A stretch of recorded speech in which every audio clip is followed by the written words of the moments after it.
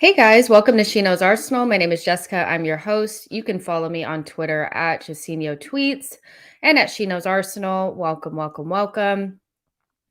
It's the day after the day. It's a very difficult show to do today, but I figured, I'll come on and I'll talk because I do feel like the day after, such a difficult loss and kind of also feeling like the season has come to a disappointing end.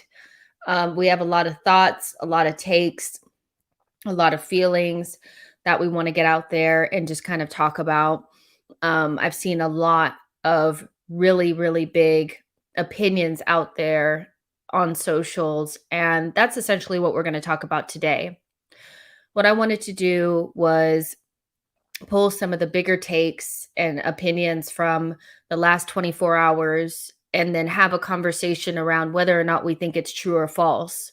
Um, uh, After a big loss and after the buildup of people really just hoping and praying that we don't get top four, there's a lot of like, okay, here's my receipts and my confirmation bias, and I'm going to throw this out here, and that's my truth. But I think there's room to have honest conversations about how we got here and where do we go from here. And that's the scope of what we're going to be doing today. So, what I'm going to do is I'm going to put up a statement, a take, an opinion. We're going to talk about it. And I want you guys to let me know if you think it's true or false. Also, get your thoughts and feelings out there. If you're feeling down, if you're feeling optimistic, let me know. I all opinions are, you know, acceptable here. Obviously debate certain, opinions, and I'll make my opinions known, but ultimately, like, we all have our own thoughts and feelings. There's about 53 of you guys in here already, so like the video and subscribe to the channel. And like Newman said, don't be rude to me tonight. I find it weird that, like, there were a lot of people that kind of attacked me because they were upset about what happened with Arsenal. Like, I don't run Arsenal. It's not my fault that we lost the game yesterday. Like, calm down. But emotions are running high. People are pissed off, and people are went really big on Arteta out, and this team is crap, and this project is crap. And anytime we lose is kind of a opportunity to stick the boot in. So I definitely recognize that as the reality for some people. Let's see. Dulce Man says, what the team needs is a reality check and to be held to a standard. I would say that our performance yesterday was way below any acceptable Arsenal performance, but that's not the first time I've seen a performance like that over the last couple of seasons. I think it's been almost acceptable now for us to just go into games and half try. And, you know, there's some games where you can look at it and say, okay, well, maybe they're confused about the tactics or whatever and whatever. That was just sheer giving up yesterday. It was 100%. They just said, you know what? F it.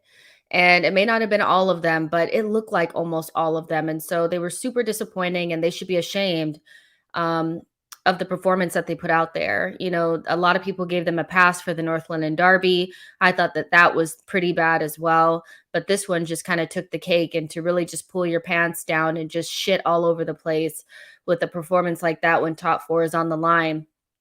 The only thing that's really holding me back from really going in is the fact that they're young and probably have never been in a game that big or had anything like this on the line. But at the same time, it's still kind of like all that talk about top four, and we're looking at top three, and we know what we need to do for them to perform like that. It's just like, nah, that's just not even up to standard. Dose Man also says, if you go to your favorite restaurant and they bring you a cold plate of food with hair in it, you're not having it. You expect them to fix it and not just eat food and smile. So I guess that's your analogy for what the performances have been like. Meow says, hello, Jess. I hope you're keeping well. I am. I'm okay. Like, I'm alive. It is what it is. Being an Arsenal fan sometimes can be like very, very difficult. Mr. SNLO says, no words for this team. I mean, it's very, very disappointing, isn't it? Let's see. Marsh said, thoughts on Xhaka's post-match interview.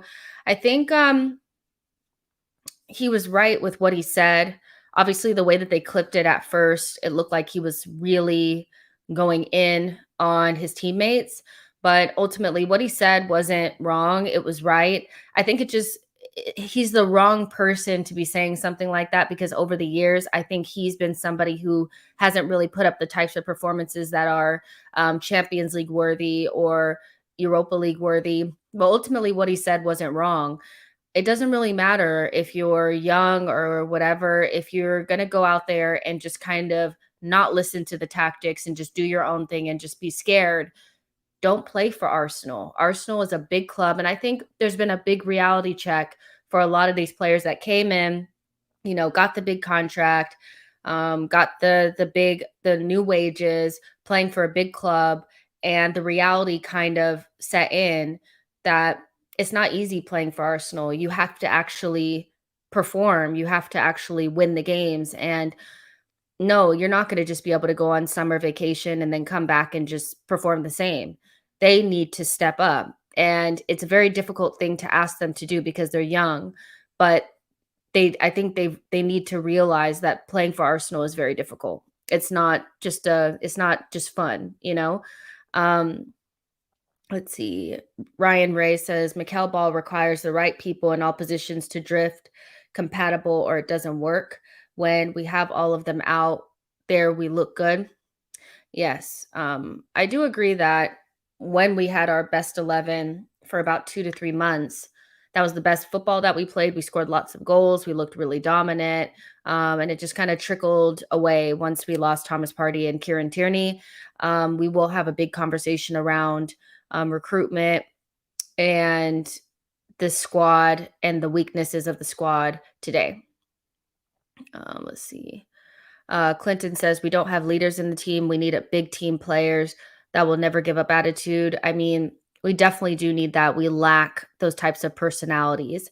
Fab Too Cool, thank you so much for your super chat. I really appreciate it. Fab Too Cool says, "Hey Jess, appreciate all you do. It takes a lot of patience to do these videos after a big loss. It falls on the manager for me. Cleaned out squad, no leadership. It was bound to fail. 13 to 14 losses, shaking my head." Yeah, I mean, January is a big conversation, a big touching point. I do think that a lot of people felt like we had kind of thrown our season away in January when not only we didn't buy players, but we actually let players go as well. And yeah, 13, 14 losses is atrocious and completely unacceptable, even if we have more wins. If you take 3 of those losses and turn them into draws, we're in the Champions League, right? So it's just, you can't just win or lose. You have to figure out a way. If you can't win, don't lose. And they have this thing where it's like, we're not playing well, so we're just going to completely shit the bed. And then not only that, we're going to turn around and lose 2 more games after that. We're going to have a conversation whether that's mentality or, lack of quality. I also have a community poll going right now over, which is going to be kind of our final talking point, which is where do we go from here? The options are new manager. Do we need to move on from Mikel Arteta? Do we need a big transfer window, or are you not sure? So go ahead and vote on that. I'm going to go ahead and pull this up. So yeah, not a good day for Mikel Arteta and Arsenal. Right now, I just kind of feel like I don't want to hear anything from them. And like, I do recognize that there is a small chance that we could still make the Champions League if we beat Everton and Spurs lose to Norwich, but the chances of that are next to nothing. Like, there's no guarantee that we beat Everton, and Everton are fighting for their lives. I do think they'll be up for it, knowing that we're the type of team that when we lose a couple of games, we really lean into our despair and continue to lose games. So I don't expect more than just a abject performance from Arsenal in against Everton.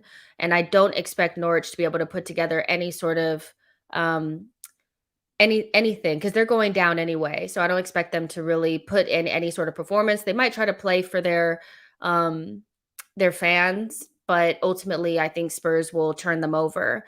So at this point it's kind of like it's done for me. So it is what it is. Let's see. Light work. Bye.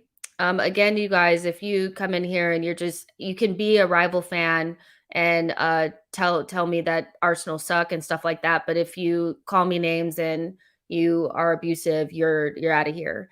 So yeah, there you go. But ultimately, like, I don't really want to hear anything from them. I don't really want to see any interviews. I want to see them get the transfers done early and go into the next season prepared and win more games than you lose. We're going to talk about expectations as well, but I'm not really here for any of the talk. Like, you know what I mean? Any of the, oh my gosh, we're trying, we tried to have a good season, blah blah blah. I don't care about that. Those last two performances were so bad that anything that they say at this point will just piss me off. So from Arteta or the players, they need to really take a good look in the mirror, because when these kind of things happen, the Bakus and the Villarreals and things like that, they're traumatizing for the fan base, and you lose trust with the fan base when players and the manager do these types of things.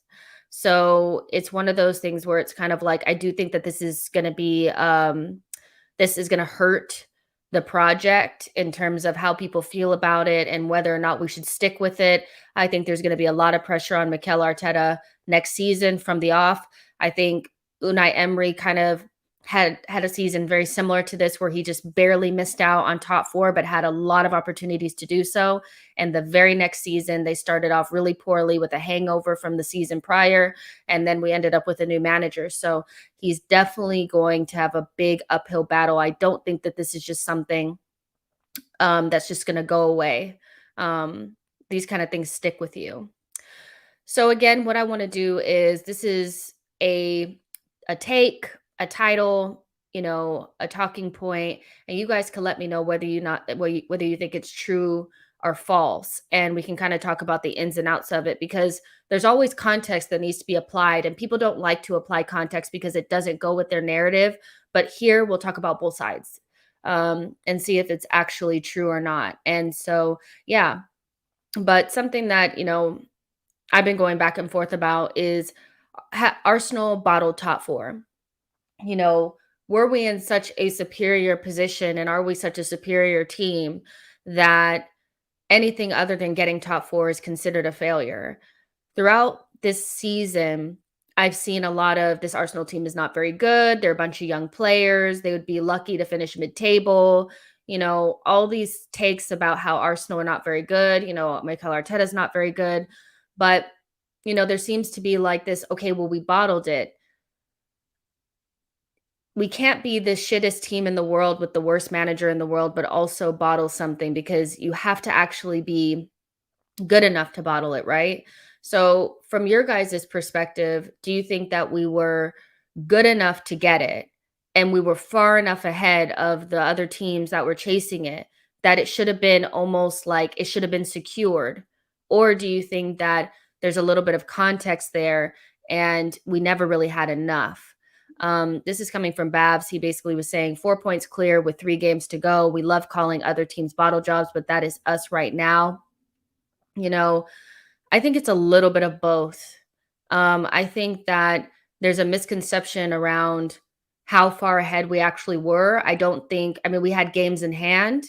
And at one point, we had played more games than a lot of other teams. So there was a point in the season where people were saying we were false fourth because Spurs had not played any games. Manchester United had not played enough games. And then they eventually caught up to us because they won those games. We lost games as well. And then it kind of evened out. And we were 4 points clear with 3 games to go, but the Spurs match feels like one where even though we were 4 points clear, that game was really going to be pivotal, right? And losing that game, we never do well there. We're never a good team at their place. So I don't know if I really think that like it was so in our hands and we were like so many points clear like at the end that we bottled it because it was still really, really close. But I do think we were good enough to get it. I also think we made decisions that made it harder for us to actually accrue the points necessary to secure it a lot sooner. It should have never came down to the last 3 games. And I think January is a big talking point when it comes to that. So, yeah. Ronaldo says we overachieved all season. Tony says, short-term view, we bottled it. Long-term view, the season has its ups and downs. Man United bottled their entire season with Champions League Varane and GOAT Cristiano Ronaldo. Spurs bottled the manager appointment and go so lucky. I mean, I think it's somewhere in the middle. I really, really do. I think this whole like we bottled it thing is a really good headline because it gets clicks. But in order for you to have bottled something, you had to be in such a superior, and the entire season, everybody said we wouldn't get it. Everybody said we wouldn't get it because we didn't have enough. We weren't good enough. The other teams would eventually catch us up. So I just don't understand how you can bottle it if nobody thought you were good enough to get it anyway, and you were just false fourth. You know what I mean? Felix says, what does bottling mean? We failed because we had a paper thin squad and ran out of gas. That is not bottling. It's simply a failure. I feel like we kind of finished exactly where we should have.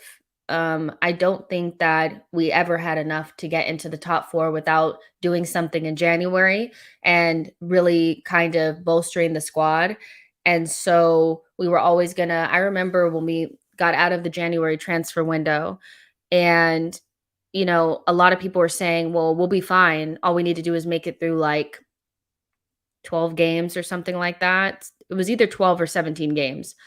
We won't get any injuries. And I was like, what? We only play one game a week. And I was like, we're definitely getting injuries. I think when you don't, I think if we had it, this is how it kind of goes. You guys know this. If you're not prepared, everything that goes wrong, that could go wrong, goes wrong. When you are prepared, nothing happens, right?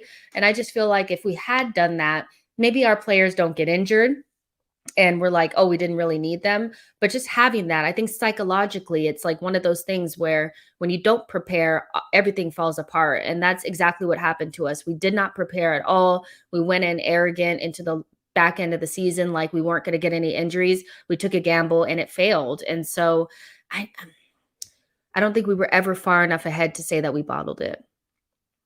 High Tech J says we were good enough on paper to get it, but in reality, we don't have a UCL level squad. Yeah, there is a difference between our starting 11 and our squad. I think our squad is about a mid-table squad, and then when you add the top 4 like level starting 11 on its good day, you're barely scratching like 6th. Marsh says, no, we took advantage of other teams' missteps. United were not supposed to be this bad. Leicester also fall off. This was the best chance. Dade County says it was embarrassing. Reload says it was bottled in January. Name Block says the Cronkies have destroyed whatever high standards we have. Let's see. Belichick says Arsenal, Manchester United, Tottenham were similar in some ways. I mean, there wasn't much between us, to be honest. It was very close. Like, I think it was really, really close. I think when like I think when I think about bottling, I think it's when like in 2015 when we should have won the league and Leicester won it. I think that's bottling. Because we had enough and we were far enough ahead where we should have won and then we let Leicester have it. This is different because I think we overrated the squad so much and overrated our position and where we actually were and how bad the other teams were. We're all pretty much the same. Man United in different ways. Like Man United has a lot of talent, but they're broken. Spurs are an unbalanced team with a lot of really average players, but some world-class players up top. And we were a really well-coached team that was playing really well as a team. But when you get past those initial squad players, we're not as good. So I think it was a lot closer than people made it seem. Ify says the Spurs match didn't make any sense. They started so well and started having cracks. Yeah. Yeah. We started off good, but I also think that like once Spurs kind of got control, we were kind of done for. We were just too antsy and anxious. Um, Tony says we might not have had the chance. Let's see. Alistair says Arsenal signed 2 new strikers, 2 better fullback replacements in midfield. Isle says if we had won yesterday, would we not be talking about getting rid of Arteta? Fine lines. We need to get some perspectives and chill. I think next season this team will complete. Will be. I think next season his team will be complete and will be Judgment Day. Tony says we wouldn't get it, but we would have got so close. Yeah. So let's see. You think it's true, Ryan, that we bottled it? Steve says if Man United didn't get Ranić, we'd never be in the top 4 race. I don't know. I don't know. I think we make these big judgments around because I even see people saying next season we're not going to be able to challenge for Champions League because nobody will be as bad as they are, but like nobody predicted that people would be bad this season. So there'll always be teams that do better and teams that do worse. Every single season we've seen this. It's very rare that everybody performs to their maximum ability every single season. Like I don't think it's that straightforward. So I don't really buy into this whole like, well, everybody was bad, so this was our final chance. But hey, there you go. Jayville says they reached their goal of where they wanted to reach at a minimum. I think top four is always the maximum and was in reality a tough ask, especially after no reinforcements. Um, so yeah, there we go. I mean, ultimately, I think a lot of people do feel like we bottled it. Fair enough. But I think it's somewhere in the middle because I don't think our team was that good. I don't think there was that much in between us and the other teams fighting for it, and I don't actually think um, I don't really think our like we were ever that far ahead in reality. And I get the whole like Leicester thing, like Leicester will be much better, but we assumed Leicester would be fighting for top 4 this season. So the idea that like we know the future, I don't think we know the future at all. I think we're all just saying every single team is going to be better next season. We thought every team would be good this season. So we don't actually know. Leicester could never get back to what they were before. Jamie Vardy's earlier, sorry, Jamie Vardy is older. They'll lose Tielemans. They'll probably lose Madison and Barnes. They'll start over. So I'm not quite sure that I buy into like this. Every single team is going to be better, so we're going to be worse. And it's almost like people forget that we're going to have a transfer window, but our transfer window doesn't matter because everybody wants to sulk right now. Okay, so here's the next one. Let me see. One game per week should have guaranteed top four. So, a big talking point at the beginning of the season was this contextualization and this rationalization around top four and not being in Europe, and how being outside of it would give us a run at top four that we've never really had before because we won't have any distractions, and we should get top four because we only have one game a week. Is that true or false? Let me know in the chat box. Now, with this, I do feel like there was no benefit for us to be outside of the top, outside of Europe. I do think that Arsenal need to be the type of team that can compete in multiple competitions and make reasonable runs. Like not embarrass ourselves in multiple competitions, like just because we're there. A good manager, I think, should be able to manage the squad to keep us into competitions longer. And I think that's been one of Arteta's pitfalls since he's been at Arsenal. And so I think because we wanted to kind of tell ourselves that it would be a better opportunity if we were outside, that only would have felt like some sort of benefit had we had gotten into the top four. Now I can see, like, if we had made it into the top four, I wouldn't be saying this. But because I don't think we will, I think it's pretty much done at this point. I think it's, for me, not having the ability to rotate the squad and give players like Sambi and Nuno additional minutes have has cost us. We haven't had that ability to like do anything else, and we also didn't have another route into top four, which I think even though the Europa League is a very difficult competition to win, it does give you another opportunity to get into the Champions League. And being outside of Europe hurts the brand. It hurts us not being in Europe at all. So having the one game per week, we still had more injuries than I've seen. Like, we had more injuries. We still couldn't keep the squad completely fit. There was no extra minutes for some of our younger players so we could get them ready for games and stuff like that. We had to make the squad smaller because we weren't going to have the playing time. And I think it hurt us more than anything. I think we thought we were going to have somewhat of like a Chelsea or a Liverpool type season. I know Chelsea, they won the league after they went out, but they were also had a league winning side. But Liverpool were outside of Europe one year and they got into the top four the next. And we weren't able to do that. So the one game per week thing, I think, was something that we told ourselves was going to be a benefit, and it ended up, I think, actually hurting us in the end. Yo-Yo says the benefit was squandered. Look at the challenges and accomplishments of other teams that didn't have to juggle tournaments. Conte's Chelsea, Rogers Liverpool jumped league positions. Exactly.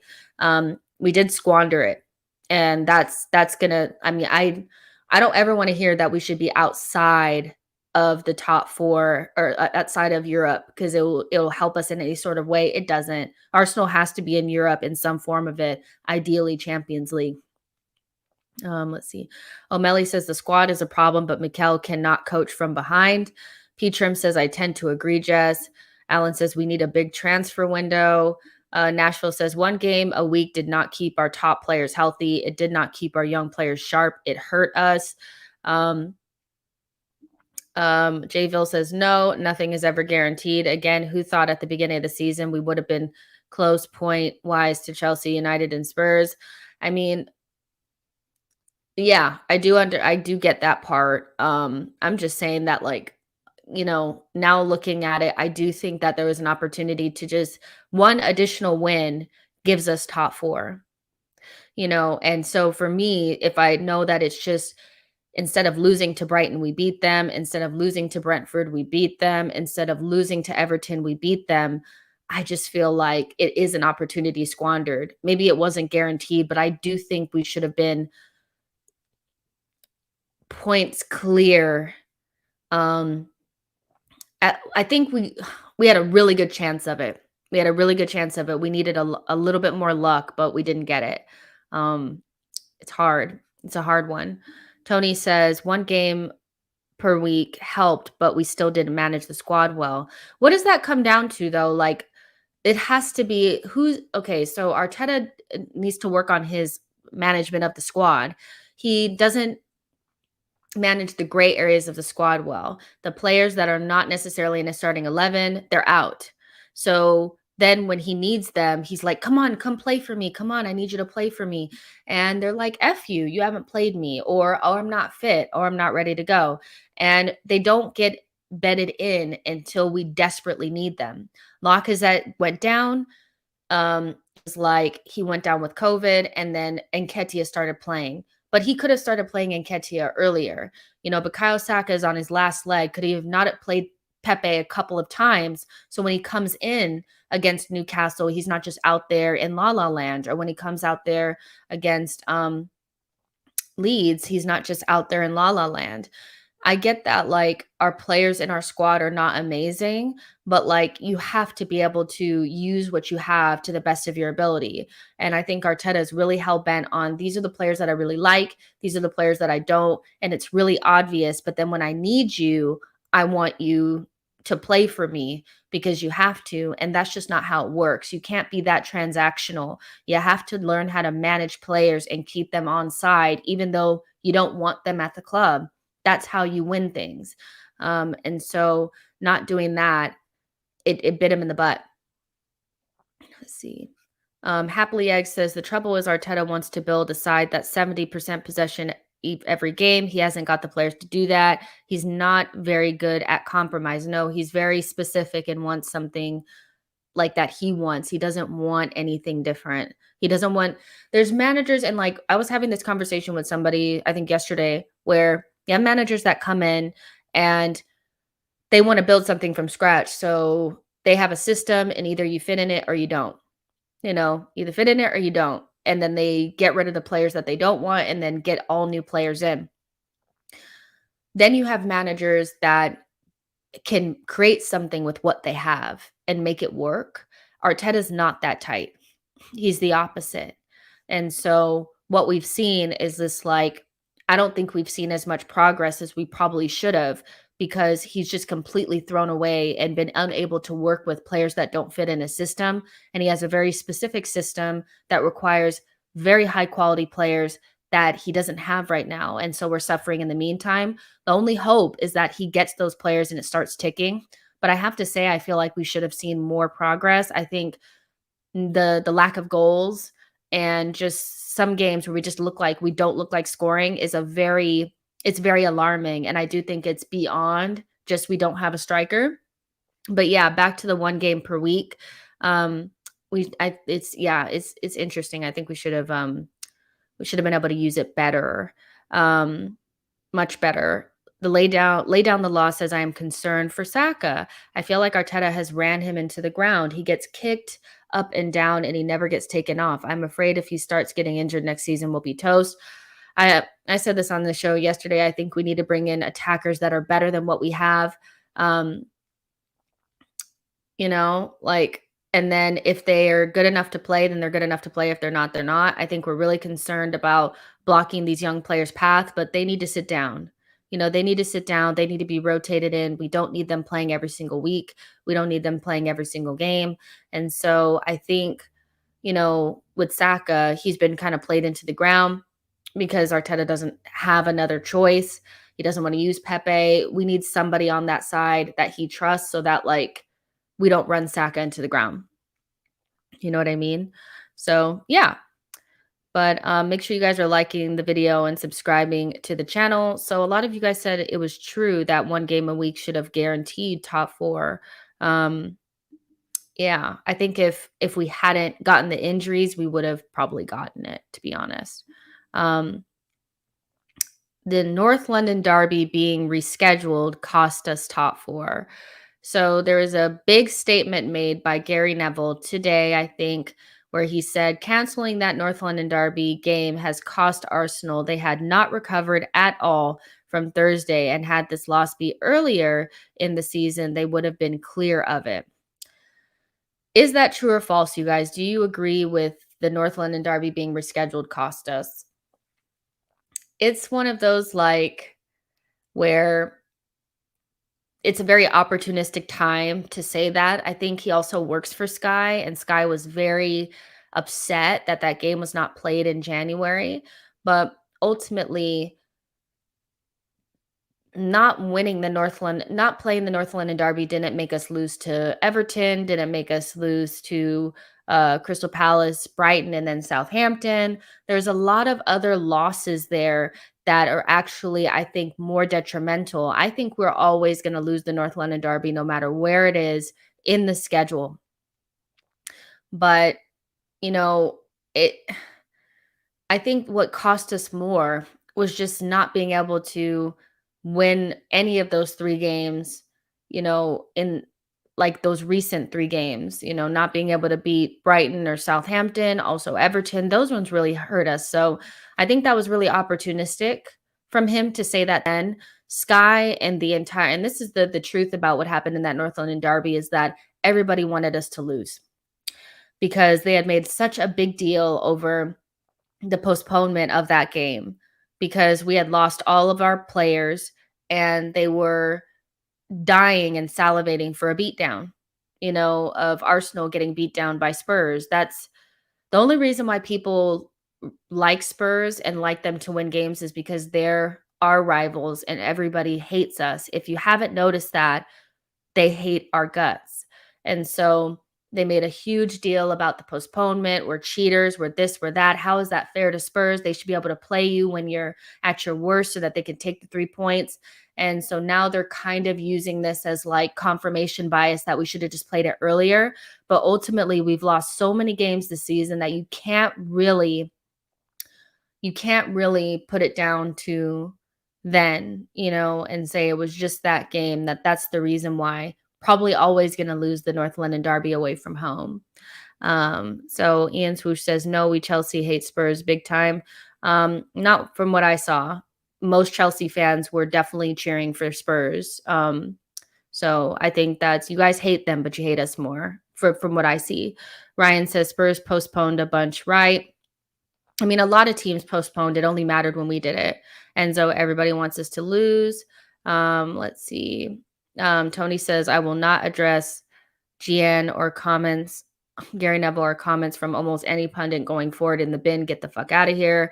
Yo-Yo says, Gary Neville is a media muppet protecting his benefactors. Vitaliano says, Spurs would be Arsenal at any point of the season. They are just would beat Arsenal at any point of the season. They are just a better team than us. Fair enough. I think they would have beat us no matter what. You also have to remember that we beat them as well earlier on in the season. it's very marginal. It might be like a 2-point gap between us and Spurs. And remember, they have a world class manager and world class players in their team. So even though I can probably get behind them being marginally better than us now, I don't think we need to like sit here and like, you know, wax lyrical about how great they are because like it's really marginal. It's marginal. The Pello says no one should listen to Neville. Ram Kumar says all Gary Neville cares about is Arsenal losing. Please stop bringing him into the conversation. Look, I just wanted to bring it up. These are big takes that were out there, and we can always, say it's not true or not, but like I'm still gonna bring it up. O'Malley says hindsight is 2020. Steve says it's irrelevant. Nashville Gunner says false, just because I won't agree with Nashville or Neville ever. I mean, I think he just got really rattled by Arsenal fans because he said that our transfer window didn't make sense. And he really went big on transfer window not being good. And then we played well. And then we inevitably, like when we beat Manchester United and we beat Chelsea, we had huge targets on our back because they thought that was going to be when the crumble happened. And I think Neville also thought that Manchester United would end up in top four. He just could not fathom that they would not make it into the top four over this Arsenal team. And so his pride is hurt. So he's trying to stick the boot in. So there you go. R&R says it's a business model, save money on wages, boost up young players, seal for profit. Dave Riley says he hates Arsenal. So a lot of people are saying it's false. So I like that. That we can see beyond this and it's not just everything that's negative about us is true these days. I know that it's difficult right now, but that just was total crap. Here's another take. Arsenal's young players are overhyped. You guys, the worst part about this is that I think it came from, and let me know if you guys think it's true or false, if you do think that they're overhyped.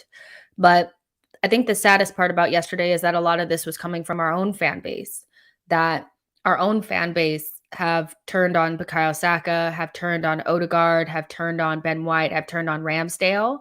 And it's really sad because just a couple of days ago, they were the best thing since sliced bread, and we were really excited about their goals and assist tallies and how much they've improved.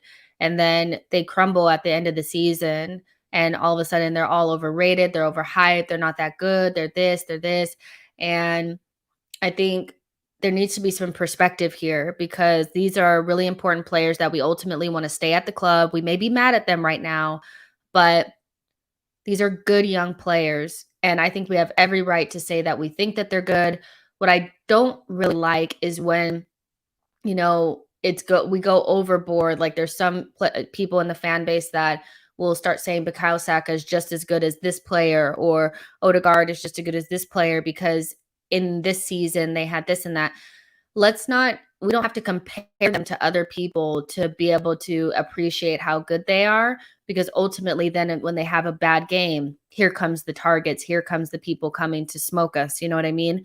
But ultimately, I don't think they're overhyped. I think they are playing like young players. And so when you overburden them and you decide that they are better than what they are and you start to project on them, they're young, promising players with a lot of potential, and that's about it right now. And so if you keep them at the young and potential, they don't seem overhyped. But when you start saying that they're the best young team in the world and they're doing this and they're doing that, then when they fail or they disappoint you, then they start looking like they're overhyped. And I don't necessarily feel like they are. Let's see. Winchester Pub Podcast says false, but depends on who is saying it because fan base overhype a lot.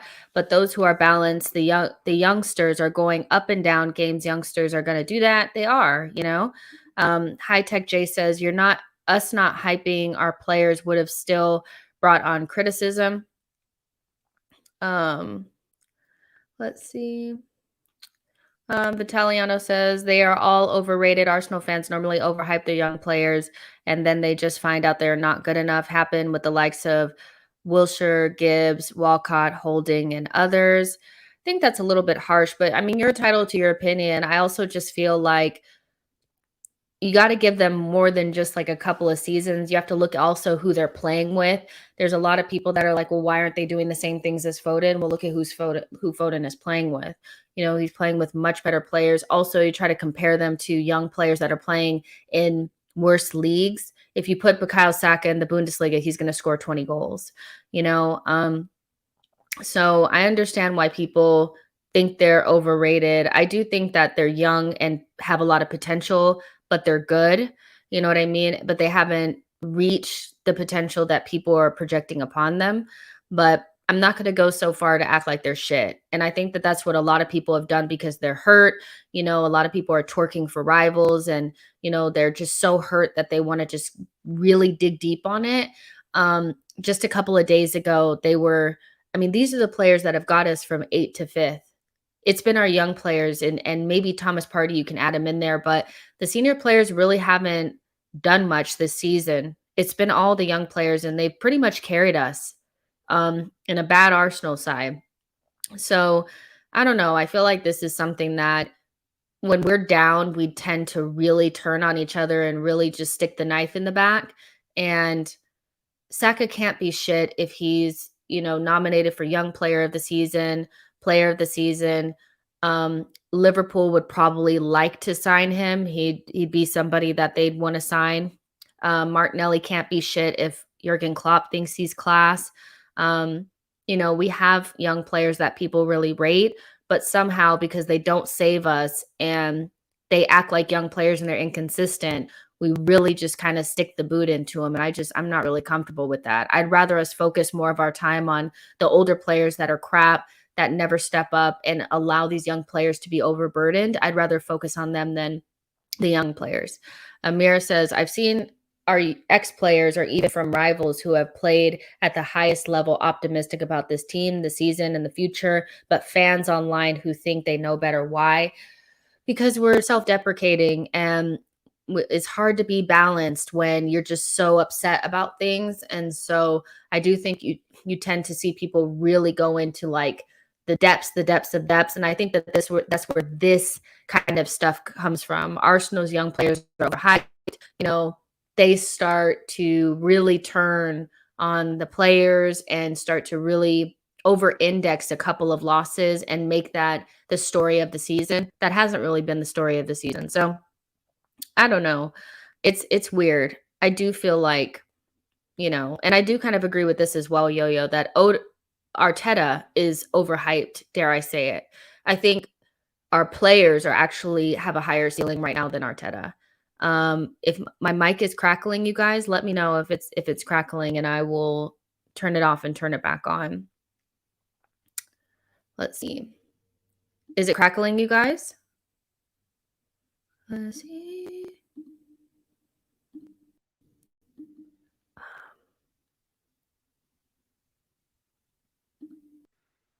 How about this, you guys? How does it sound? Does this sound better? Yes, no, yes, no, yes, no. Is it better? I just need a yes in the comments, you guys, if it sounds better. Okay. So I'm just going to use this. Yeah. So basically, if you guys can hear me, just let me know. Is it worse? Is it better? Better. Okay. I'm just using the mic on here, but it shouldn't be still crackling because I'm not using that mic. Okay, so it's better. All right. So I think Arteta is the one that needs to come up to the standard. You know what I mean? I think more of our frustration should be focused towards him and the board and less towards young players that have been carrying us for 2 seasons. That would be my thing. Rob Reed says, no, just overplayed and over relied upon. Come on, don't lose your shit. We still made profit this season. Let's see. What are you guys saying? Andy says, imagine going into next season with Saliba, Darwin, and Renato Sanchez in our starting 11, plus a couple of squad players, and we're good. I know Renato Sanchez is going to AC Milan, and I'm happy he is, because if you guys are unhappy about Thomas Partey and Kieran Tierney's injury issues, you will hate Renato Sanchez. The guy is a sick note. But Darwin Nunez, is somebody that I know the Arsenal fan base is high on. I don't think he comes to Arsenal. But Saliba, yeah, for sure. 100%. Let's see.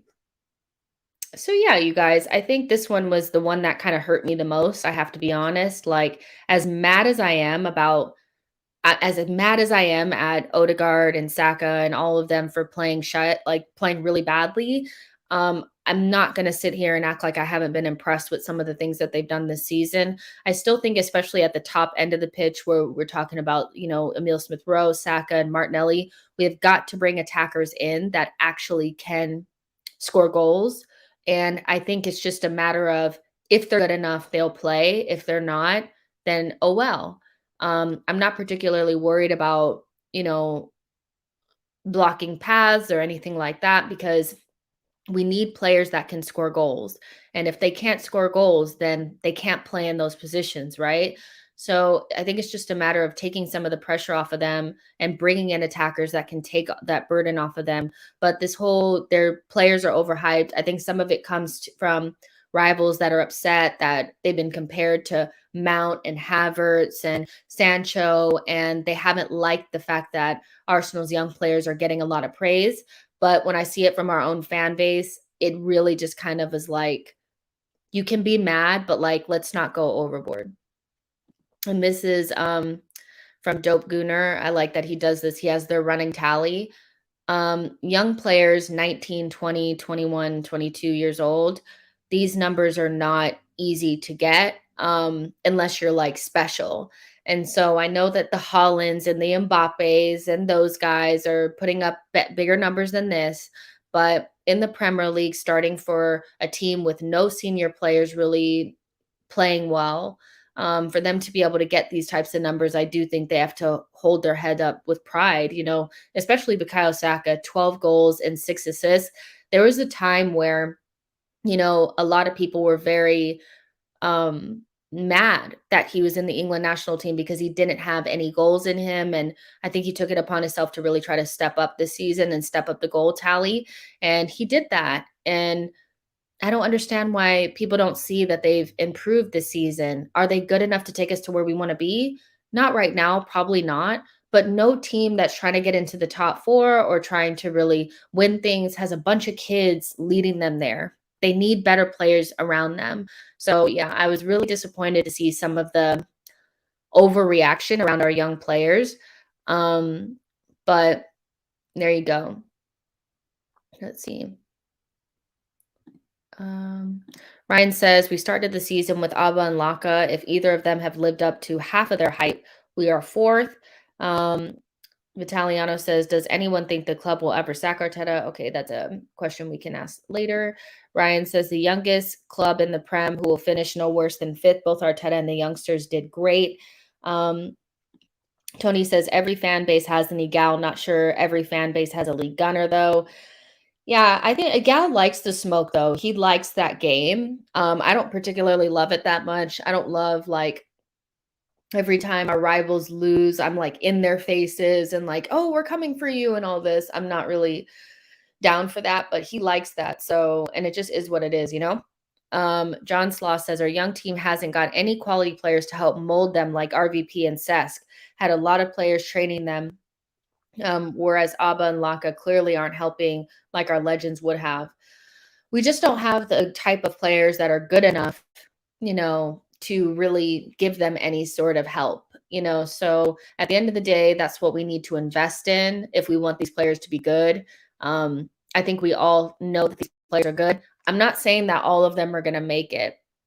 I think what we also have to be maybe a little bit open to is that we have a lot of hopes and dreams pinned on these young players. I think we should just let them be what they become, because if we know anything from Arsenal is that some make it and some don't.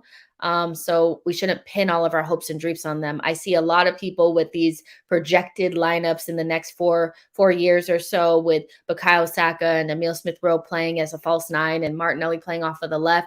Let's just let them cook. We don't know who's going to make it or who's not. There's 130 of you guys in the chat. Let me know what you guys are thinking, and make sure you like the video and subscribe to the channel. It's barely warm. So actually, let me take a little sip of it now.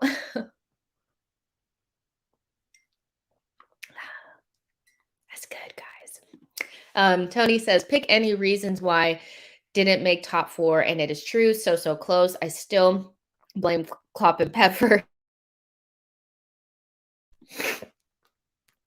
Um, Fred says, excuse me. Hold on.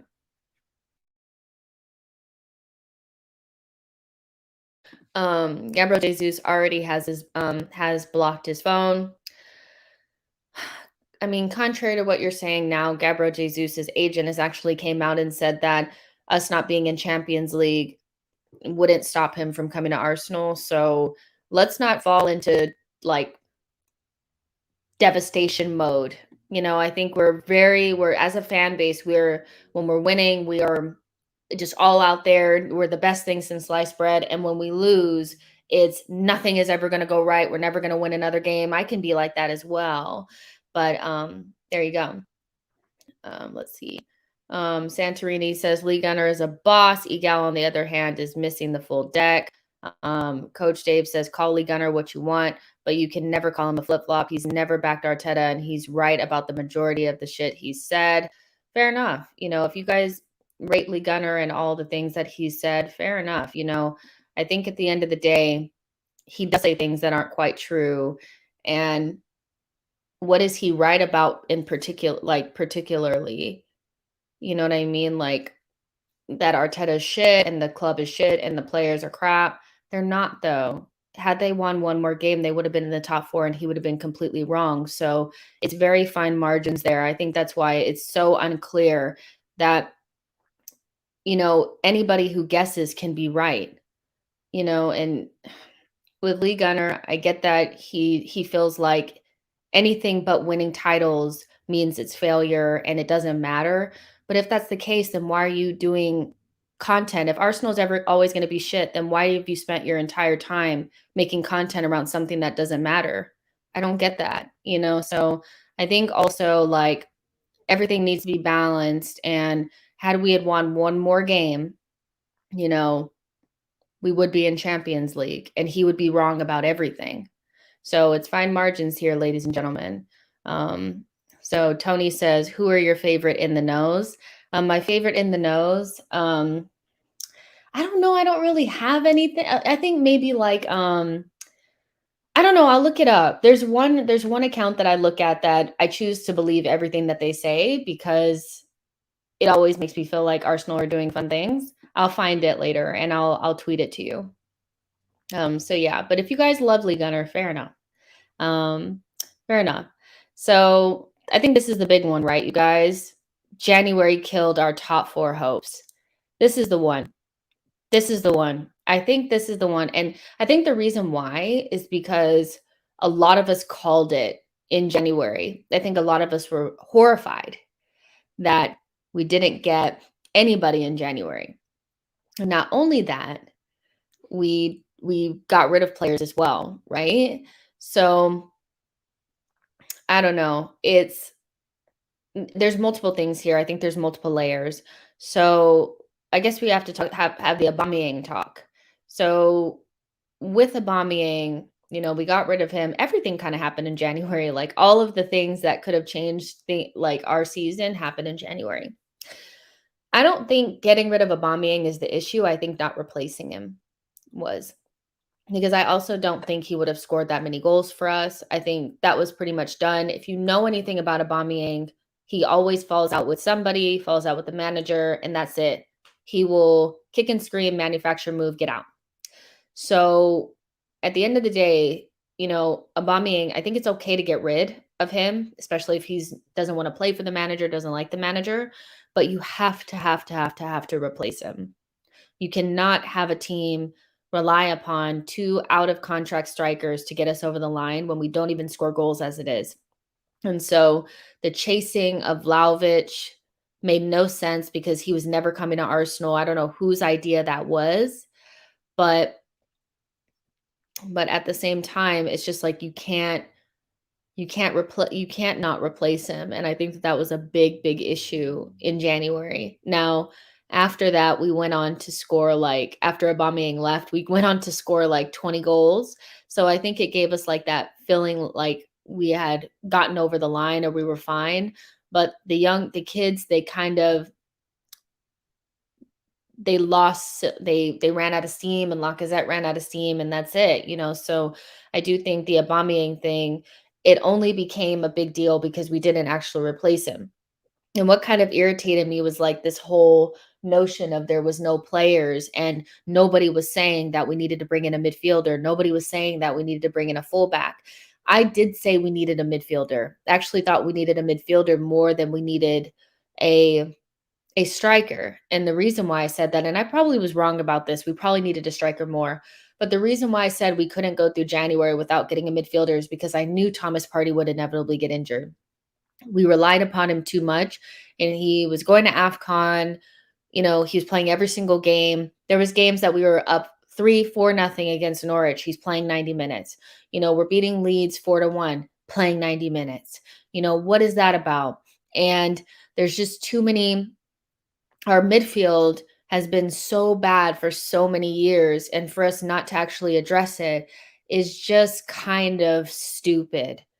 You can't go into seasons with El Neni and Sambi and Xhaka and Thomas Partey as your only midfielders. It's just not good enough for a team that's fighting for top 4 and is also like, you know,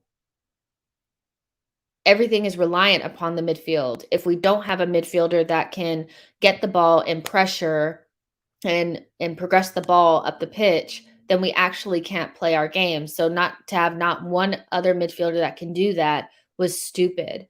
And to not address it in January was really dumb. I get the whole we tried to get our tour and all this kind of stuff, but like if all Adu can do is look into his Rolodex and ask Kia who he has as a client and can we have him, he's not good enough. You know what I mean?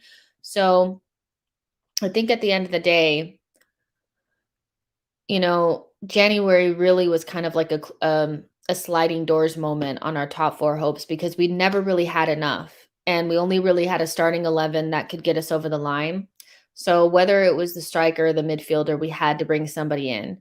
And I really wasn't buying the whole club thing about how we only could get our number 1 choice. We couldn't get anybody else. We just had to get the number 1 choice or it was going to ruin our entire summer.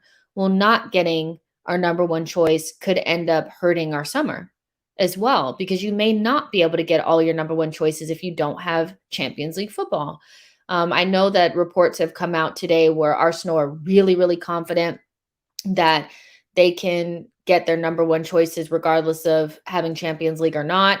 But I've seen Adu and Arteta be confident of things before and it blow up in our face. So at the end of the day, we needed to do something in January. When you look at the difference between what happened, and even if you don't think that Bentancur and Kulusevski have done a lot for Spurs, I just think like the psychological value of having 2 decent players coming in to bolster the squad shows that like you're really going for it. But ultimately, if they're good enough, they will do something for your team. And so I think that was a really, really bad moment there. You know what I mean? Ryan says Arsenal have the 7th longest tenure. Arteta has the 7th longest tenure in the Premier League right now. Let's see. High Tech J says we tried to get multiple strikers and clubs didn't want to sell according to sources. I also think like, and this is just me, you may not be in this camp, but I'm very conscious of where I get my Arsenal news from. If it comes from Chris Wheatley or Ornstein, I have to be honest, it's usually Arsenal positive or things that Arsenal have fed them. And this is my understanding of it. Arsenal will feed certain journalists what they feel like. This is how they get exclusives, so that this is what we want the fan base to know. So we're going to say we have a plan for the summer, and we were never really sure about getting anybody in January unless it was the perfect signing, and everything is for the summer and we think we have enough. Whereas we know that on the last day they tried to get some guy from, what was that guy? What was his name? There was some guy from La Liga. They tried to get Isak as well. They called about Darwin Nunez. They clearly were in a panic about getting a striker. If they weren't, they would have went after Vlahovic and then not went after anybody else. You know what I mean? They would have said, okay, that was our number one choice. We're confident that we can get over the line. This was just an opportunity. If you were 100% like, okay, well, we're fine. We don't need to get anybody. We just want to look at this opportunity. Then you don't call for Isak and Darwin Nunez and all of these players. They knew we needed a striker and they fell short. So for me, that was a huge error. And I don't really believe that there was nobody that we could have brought in. Bruno Guimaraes is running around at Newcastle and kicking the ball in the back of our net now. And but because he wasn't our number one choice, we didn't go get him. And I think it's hurt us. I really have. I really, really think it has. Let's see what else. So, yeah, I really think that hurt us a lot. Let's see. Blaze says it's true. We should buy Bruno Guimaraes and replace Aubameyang, but our fan base make excuses for not buying players in January. Arsenal and Arteta was naive to rely on Nketiah and Lacazette. I don't know who does that. I really don't know who does that. Yeah, it was Raul de Thomas. They went after other strikers after they lost out on Vlahovic. They knew they needed somebody. It was always really risky, and it didn't play out. It didn't play off. Marsh says Arteta spent the entire January trying to get a player that clearly didn't want to join. Arrogance. Arteta is more arrogant than Jose, and yet zero experience. Make that make sense. It wasn't just Arteta. It was also Edu, and I think he was the one that was actually really running that. Let's see. Gangland says Arteta was never experienced enough to manage Arsenal Football Club. Fair enough. Italiano says Isak and Raul de Thomas, Espanol president, laughed on Arsenal's attempt to sign him. Yo-Yo says Spurs finished one place above Arsenal last season and are on track to do so again this season. People are ignoring the elephant in the room. Arteta, Edu stinks, but is very much a red herring. So yeah, name blocked. I've been saying the thing is like, I think when people come in here, they just expect to hear Arteta out, Arteta sucks, the whole club sucks, da, da, da. It's called being balanced. You know, if I'm not happy with what the club is doing, that doesn't mean I'm going to say every single thing is bad and wrong and every single player is shit. I just think some people have a very hard time accepting balanced opinions. Everything is just like, well, if we're in a bad way, you need to make everything negative. I'm not going to do that. Felix says Arteta does not buy players. That is the role of DOF and negotiators. The only thing I will say about that, Felix, is that with Arteta, they made a big song and dance about, like, there's actually, and see, here's the thing. This is coming from Ornstein. Ornstein has put out an article about Arteta saying that he is basically like a mini Wenger. So, and he's a manager and very involved in transfers, and nothing goes by him without him being present. So, but like when things are going well, Arteta's big and influential in everything that we're doing. But when he's not, or when things are not going well, they're not his signings, you know? So I do think to a certain extent, Arteta probably, there was a moment in the transfer window as well where Arteta was kind of, you know, a little bit cheeky and was smiling and was like, we know exactly what we need to do in the January transfer window. So I do think that, I do think that, you know, there was probably a moment where they did, or Arteta did believe that we would get the striker. And then when it became obvious that we didn't, we weren't, then, you know, we just knew we were messed. Like we had effed it up. Hakum says the fact Arteta even got the job just shows the incompetence and negligence of board and owners. Let's see. Let's see. Happily Egg says, that's why we love Jess. She's smart and never extreme. I love an even-handed approach. I mean, I say enough negative things for people to say that I'm Leanne Gunner, you know? So when I see in the chat that people are like, oh, you're just Arsenal's PR, I don't think you're listening, you know? And I think you want to hear everybody out, everybody shit, everybody's this. I don't feel that way, you know? So I think, you know, there's room for some balance here. Lynn says, I think the Cronkies have to give Mikel enough funds to have a reliable and experienced backup, experienced players. And unless they are prepared to do this gap will only get bigger. Yeah, I agree. So yeah, January definitely was the like sliding doors moment on our January transfers, or on our, sorry, on our season top four hopes, because when you have players like Thomas Partey and Kieran Tierney that are just like right on the edge of getting injured, all the time, you can't just go through seasons without quality in those positions, backing them up. Um, and we didn't also need to get rid of players either. We didn't need to get rid of Ainsley Maitland-Niles. We didn't need to get rid of Chambers. They would have been useful when Tomiyasu got injured. They would have been useful when Ben White got injured. I know that they're not great, but it's better than nothing. So it's one of those where it's kind of like, yeah, I do think that like they were really arrogant when they didn't need to be, and it cost us. This is the one thing that I do think is 100% true, and nobody can convince me otherwise. Especially when I see Bruno Guimaraes running around the pitch for Newcastle. It just pisses me off every time I see it. So here's another one. Thomas Partey and Kieran Tierney need to be sold. So I'm seeing a lot of this as well. I'm seeing people kind of tiptoe around it. I do see people straight up saying that we need to get rid of these players, and some people saying they need to be replaced. Ultimately, these players are under a lot of scrutiny because they're seen as the two players that have derailed our season. I have very, very strong feelings about this. Some of it has to do emotionally because I love both of these players. But ultimately, this was supposed to be taken care of already.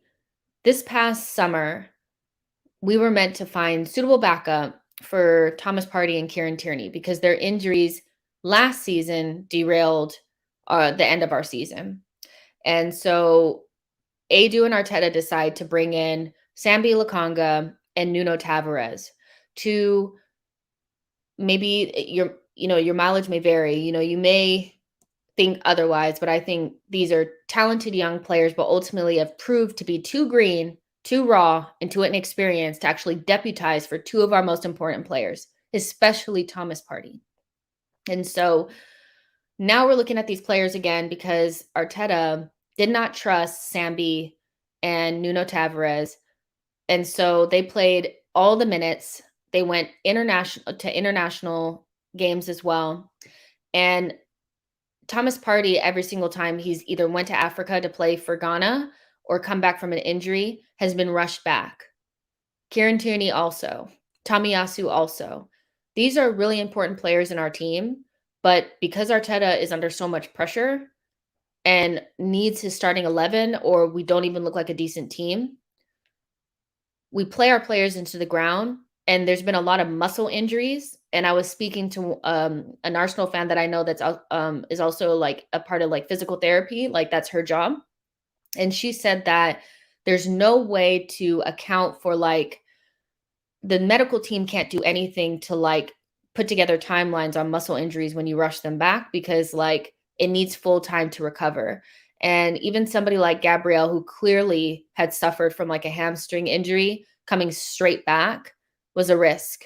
And that's what we've done with every single one of these players. Now, Kieran Tierney is a little bit different. I think he's a little bit isolated in this because we bought him injured and he already had injury issues. But Thomas Partey last season against North London Derby rushed back, and Arteta like pushes him into the field, and it's like this really embarrassing thing. He comes off a plane after coming back from Africa 6 hours later, and he's playing and he gets a red card. He comes off of a plane from Africa right after he helps Ghana qualify for the World Cup, and he gets injured right away. And the injury report said that they knew about the fatigue. And so for me, it's just kind of like, I can't overlook the fact that because we didn't have suitable backup and the recruitment was poor, that now we're looking at players and saying that they can't be used. Where if we had players that are closer to those two, we wouldn't be worried about it. And so I understand that long term we might want to move on from Kieran Tierney. I'm totally okay with that. It does hurt me to say that because Kieran Tierney is one of my favorite players. But with Thomas Partey, I just don't think you can throw away a world-class player like that. I think you need to get suitable backup. You're not supporting players properly. And that's been a problem at Arsenal for years now. But he's under such massive pressure that he's playing these players into the ground and rushing them back from injury. Tomiyasu, who knows what he's going to be like now because he's been rushed back every single time, but you don't have suitable backup. You're playing Cedric, and Cedric is just not good enough. So El Neni is not good enough. Lakanga is not good enough. Nuno Tavares is not good enough. So for me, it's just, I don't know. I think these two don't need to be sold necessarily, but the recruitment needs to be better next season. The fact that we're even in talks with Aaron Hickey lets me believe that, they know that they made a mistake with Nuno Tavares, but it's cost us a season again. And that's recruitment. I'm not even looking at Thomas Partey and Kieran Tierney because I'd rather keep them and bring in other players that can play like them instead of them. You know what I mean? Like good, solid replacements, not like obvious backups. Then sell them and bring in two more players and still not have the backups. So I think it's worth keeping them around for a little bit longer. But I don't necessarily feel like we need to sell them. But like the way that we've played these players into the ground, I know we only play one game a week, but you still need to rotate. They don't need to play 90 minutes against Leeds. They don't need to play 90 minutes against Norwich. You don't, but he just never rotated those guys. And it caught up on us, it really did. So yeah.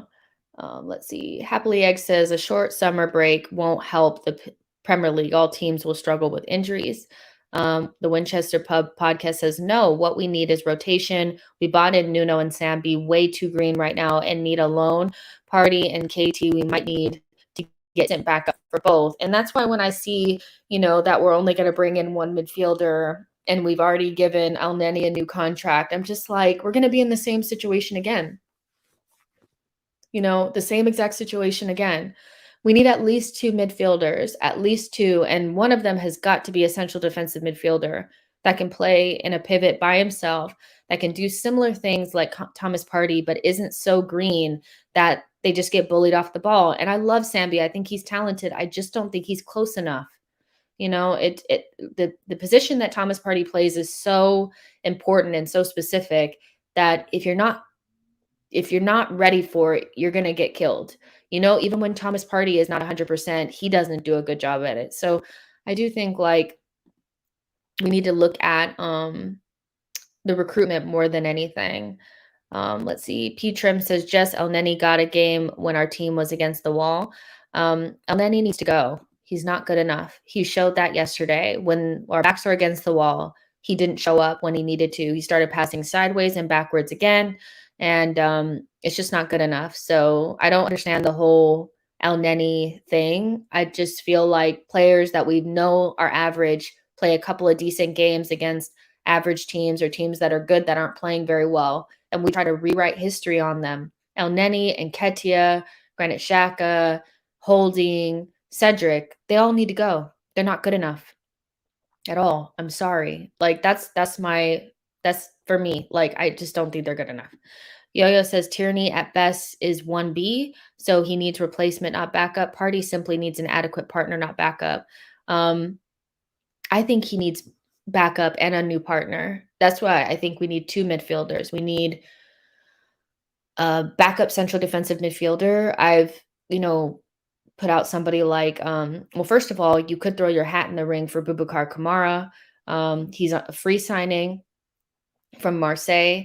He wants a lot of wages, but it would be worth it to secure that position. If you couldn't get him, you can go for Florian Grillitsch. He's another free signing. He's better than El Neni, that can play in a single pivot as a central defensive midfielder. If you want to actually be competent and bring in somebody good, you could spend 30 million on Ibrahim Sangare from PSV. you need to secure these positions so we don't have a heart attack every time Thomas Partey pulls up. But I am coming around to the idea that maybe Tierney won't be starting for us and he'll be somewhat of like a squad guy or start for the Europa League. That's fine. Kieran Tierney is good enough to play, for us, even as not like a starter or something like that. But it cannot be like Nuno and Sambi levels. That was bad recruitment, even though I like those players. So yeah. Um, Belichick says, yeah, you won't make 6+ deals this season. Or let's be honest, we made 6 deals last summer. So why wouldn't we do it again? It's just odd. Some people just come in here and just make up stuff like we didn't just spend 150 million and bring in 6 players. We can do the same thing, and we probably will bring in at least 5. So yeah, no. They'll just be coming in like with just random stuff. Lynn says, Jess, I would say he was playing at Atletico Madrid with slight injuries because he would not be getting injuries as much as this. His injury report was clean. It was clean. There's nothing on it except for like one little thing. He wasn't injury prone at all.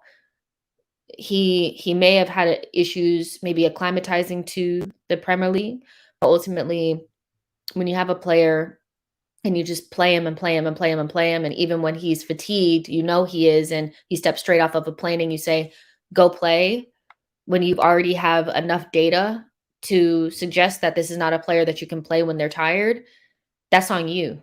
And so I don't think every we've done him any favors whatsoever. Let's see. Fred says, if you don't have enough quality in your team, rotation will not help. We need quality and depth, and that's the problem, is our depth has no quality. The backup players are like mid-table, if that. And so the more you have in your team, the more mid-table you get. And not only that, they don't have any athleticism, they're not particularly fast or physical, or they don't have any skill sets that are are actually suitable for the Premier League. Cedric is too small, too slow, too slight. El Neni, he can run a long time, but he's not particularly athletic. He can't really beat a man or progress the ball with his dribbling. Granit Xhaka, another slow one that can't progress the ball on the dribble. Not particularly physical either. And Ketia is just average as well. So you have a bunch of average guys that don't even have like any sort of physical attributes that can get you over the line. So if you have like an average striker that is at least tall and physical and you can throw him into the box, you can at least kick balls to his head. But I mean, these guys they don't help us very much. Let's see. P. Trim says, Jess, that's why all of our players are evolving into injury-prone players. At Arsenal, we need about 8 new quality players. I think we can get probably 5 or 6. Blaze says that's false. I think Arsenal need to buy better players to make competition for Partey and Tierney. We're also like allergic to competition for places. That's something that at Arsenal, we have clear starters and clear backups, and that's why we're crap.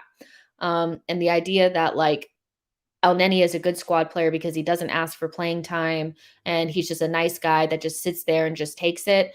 I don't think that that's somebody that like I want at Arsenal Football Club. I want somebody who's chomping at the bit to play, and is not going to sit back and just, take it. Unless they're like somebody like Milner, but Milner is a Premier League legend. Like he's somebody who has 800 appearances for the Premier League. He's been playing since he was 17. I think that's when he made his first appearance in the first team. And he's 36 now, and he's still playing better than a lot of our players. So I don't want to hear any of this nonsense about El Neni being our Milner. Like, it's just not the same. You know what I mean? In any way, shape, or form. Jevi says, I think it's the system change. I think he runs more at Arsenal than in Spain. Plus, the Premier League is faster. The oppositions are more quick and strong over at Atletico Madrid, and their tactics sit back. That's a very good point. I think that's a very, very good point, that he was running less and he just hasn't really acclimatized to like the pace. And as soon as he started to, instead of rotating the squad, because against Crystal Palace, we should have been able to not play him. Against Crystal Palace, you should have been able to bring somebody in because you knew that he was fatigued, but we still played him and we suffered the price. So if you just did that, then you might have had him for the rest of the season. But we played him, he got injured, and then the season was done. So that's on us. Yo-Yo says, "Go look at Spurs squad and remember they finished one place above us last season. We'll do again this season. Best 11 hype." Let's see. So yeah, Tony says, "I agree. You need top quality to take you places. I just don't like the guys like to sit on the bench and collect the check, and that's a good thing for us." Orpheus Jones says, has a little transfer list here of Kukurea at Nuri, Basuma, Awar Tielemans, Jesus, Abraham Skamaka. This will bring us back. With Kukurea, you guys know I am the president of the Kukurea fan club. If you want to put in your application, please do. We are accepting new members, and the wigs will be coming soon. But Kukurea is not leaving Brighton to go anywhere until, so I think they're going to get at least 40 million for him. I think they'll have a Chilwell type sale for Kukurea. They bought him for 15 million. They're not going to sell him for any less than 40, and they really shouldn't. Kukurea is one of the best left backs in the league. He's good on defense. He's also good in attack. He's a very good technical player. I think he was also at La Masia, but we are not going to buy Kukurea. It actually pains me that we were linked with him and we don't have him now. But Kukurea, I can see him going to like a Man City or a Chelsea. I don't see him coming to us. Basuma, I'm always wanting Basuma to come to Arsenal, pending that he's not in jail.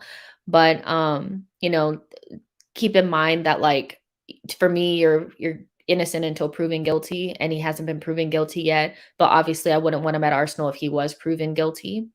But just acting like he might be innocent, of course, I would take Basuma at Arsenal. I do think he'll end up at like Aston Villa, though. And I would actually keep your eyes open for us ending up with Douglas Luiz, if that were to happen. Awar versus Tielemans, there's like a big debate kind of in my group chat about this. I think as long as you bring in a CDM, you can have either one of them as your attacking left eight. It just depends on your preference. Jesus, for me, seems like somebody that will end up at Arsenal. And Abraham Skamaka. Abraham is not going to leave Roma for anything less than 60 million. And I think that might be just a little bit too much. Skamaka is an interesting one. If he wasn't Italian, I'd say go all out for him, but Italian players don't tend to leave that league. But I would love Skamaka at Arsenal. I do think that he would be the perfect, like, main traditional number 9 type striker. But yeah, that's a good little transfer list there. I like that. Happily Egg says Milner is a lot meaner. Also, unbelievably, Milner comes near the top of fitness table for LFC. That's why when people are like, he's our Milner, I'm like, don't disrespect Milner like that. Amira says, does it make you feel somewhat optimistic that the club will still reportedly fund whatever required for the summer without Champions League, or do you feel opposite because who is in charge of the buying? I think that's an interesting question. What I think that I know they're going to spend regardless. I just feel like it's also opportunistic for you right after we get killed against Newcastle to come out with the war chest stories. They do that every time when we're really bad. They come out with, oh, they're going to spend to keep us happy. So I'll believe it when I see it. I do think they will spend. But after seeing that they kind of have every single like summer just disregarded midfield, and it sounds like they're going to do it again. And, Adu went probably 4 out of 6 last summer and completely bottled the 2 most important signings in the backup for Thomas Partey and Kieran Tierney. It does leave me a little bit like, what are you guys doing? Are you guys going to be able to make the right signings? I don't really trust Adu. I don't really think he's a very good director of football. So it's kind of like I'm 50-50 on it. I really am 50-50 on it. So yeah, let's see. It's crazy. Let's see. All right. Yeah, Skamaka is a very good player. I've been watching a lot of Serie A lately, just sidebar, because it looks like we're starting to look at recruiting from there. And, Skamaka looks very good. The right back that we're looking at, Molina, looks pretty good. And Aaron Hickey looks, good as well. So we'll see what happens. But I do like watching that league. It's different, it's different. So the next one, losing in clusters is a mentality issue, true or false? So, I mean, when we talk about losing, I mean, Arsenal, when we lose in threes, let me see if I can find it. Yeah. So this is from LT Arsenal. He said, when Arsenal lose, it usually comes in batches of 2 and 3. I said this before the Spurs or after the Spurs match, and I was told that I was really negative. But the reality is that, excuse me, the reality is that it's been a constant pattern to the point where it's no longer negative. It's just fact. When Arsenal lose, we lose a couple. We lost to Brentford, then we turned around and lost to Chelsea and City. When we lost to United, we lost to Everton right after. When we lost to Palace, we turned around and lost to Brighton and Southampton, then Tottenham and Newcastle. We also lost to Man City and then turned around and didn't win a game in January. People forget about that because it was mixed in with all those cups, but we didn't win another game in January. And so we have a lot of losses because they just kind of, keep going. And so I want to know from you guys, is it a mentality thing? Is it a lack of experience thing? Is it an ability thing? Why can't we seem to get out of the rut? Is it an Arteta thing? Because I just feel like for me, I can't relinquish I can't relinquish responsibility from the manager because I feel like it's up to him to get the players out of that loser mentality. And it seems like we lose a game and we lose it bad. Brentford was really embarrassing. Man United was embarrassing. Palace was embarrassing, and Tottenham was embarrassing. So it was kind of like we doubled down on that. We're terrible. We're awful. Let's just continue to lose. And I feel like if you have a manager that can kind of tap into the emotional side of the game and get them going again, they should be able to shake that off. You shouldn't lose 2 games, three, or lose a game and then end up losing 2 or 3. That just doesn't make any sense to me. Do you think this is something that can be fixed, or is it going to be something that we see because this is just what the players are like? Venom 6 says, I think it just boils down to the lack of experience and putting so much pressure on the youngsters. Petrim says, oh, okay, let me just save that for later, okay? Ray says losing batches of 3 is statistical nonsense. Happily Egg says losing in clusters is a management issue. This is about the reluctance to compromise style. Arteta went to Crystal Palace and tried to play as if AFC was at home. The reason why I like when Happily Eggs is here is because he's completely unbiased Liverpool fan. So, and he knows what good management looks like because obviously Klopp is one of the best managers on the planet. So I take that with like a lot of I think that might be something that is happening. Arteta has it can't just be the players. And when we're winning games, it's all on Arteta. He's doing an amazing job. But when we're not winning, it's the players didn't have the right mentality. They just shit the bed. They weren't listening to what Arteta said. And I'm just kind of like, do I really take as much as Xhaka is the captain, but he's also a suck up and he's Arteta number 2. He's Arteta 2.0. Arteta was a suck up as well. So, of course he's going to say that nobody listened to Arteta. But what did Arteta do for us not to just dive into this? Arteta was the one who put Holding on Son and didn't put Tomiyasu on Son. He has some culpability in a lot of this. When you play against Crystal Palace, you have to be more physical. You have to earn the right to play away from home against Crystal Palace, and then you have the right to play. And we did kind of go up there okay, we're just going to do our little passing game and da-da-da. And then Brighton did the same thing to us. They bullied us. Newcastle bullied us. We have an issue with physical teams. Brentford is also physical. So yeah, that's a really interesting point. I do think it comes down to Arteta though, and his inability to get the team out of a rut. But that's just me. T-Cal says history shows they are not going to get really good players. We all know that they should get. Jabril says Arsenal will get a top 10 pure number 9 this window. Okay, so you guys are still talking about transfers.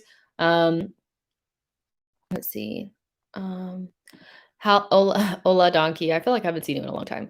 Says tired legs and minds, not enough depth. January transfer window did us in.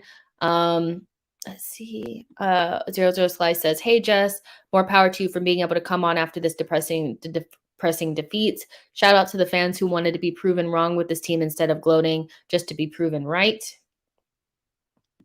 Felix says the four clusters have nothing similar. Please analyze them closely before drawing the wrong conclusions. So, what is the conclusions then? Take one of these clusters and break it down to me why they're happening, because there's a lot. I'm open to the idea that maybe it's not just a mentality thing, but you can't just say, okay, please analyze them closely, because when I'm looking at it, it's enough of a pattern for me that there is something wrong. It may not be as big as, it's just Arteta and they have a bad mentality, but there's something not right there. You should be able to, this is not normal. It's not normal to lose games in clusters like this. Like it really isn't. So if it's something that I'm missing, please let me know what it is. Thank you so much for your super chat, Anthony. I really appreciate it. Even if our test spends big this summer, it's almost like a form of insanity to believe he'd somehow have us higher than we are now. He spent 250 million, and look what's happened: eighth, and fifth. Fair enough. Fair enough. Um, you know, So, what did I want to show you guys as well? I picked this one up and I was thinking to myself, like, what the heck? Let me see if I can find it. Um, Here it is. Arsenal have scored the lowest amount of equalizing goals in the Premier League this season, equalizing in just 3 out of the 16 occasions when going behind. For context, that's worse than Norwich, Watford, Burnley. What is the issue with us going behind in games? Away games in particular. So again, Arsenal have scored the lowest amount of equalizing goals in the Premier League this season, equalizing in just 3 out of 16 occasions when going behind. So in kind of conjunction with the stats about us kind of losing in batches, I don't think this is something that you can just say it's just young players that are inexperienced. I think there's something else brewing there. It's deeper.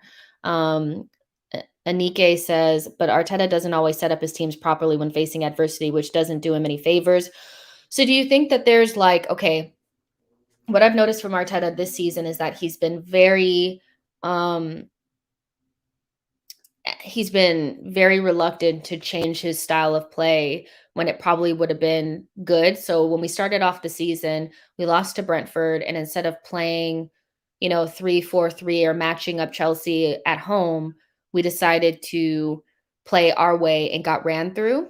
Um, when we go away to Liverpool, instead of playing, you know, in a back three slash back five, and limiting damage and trying to keep it close, we go out there and we're wide open and we get slapped.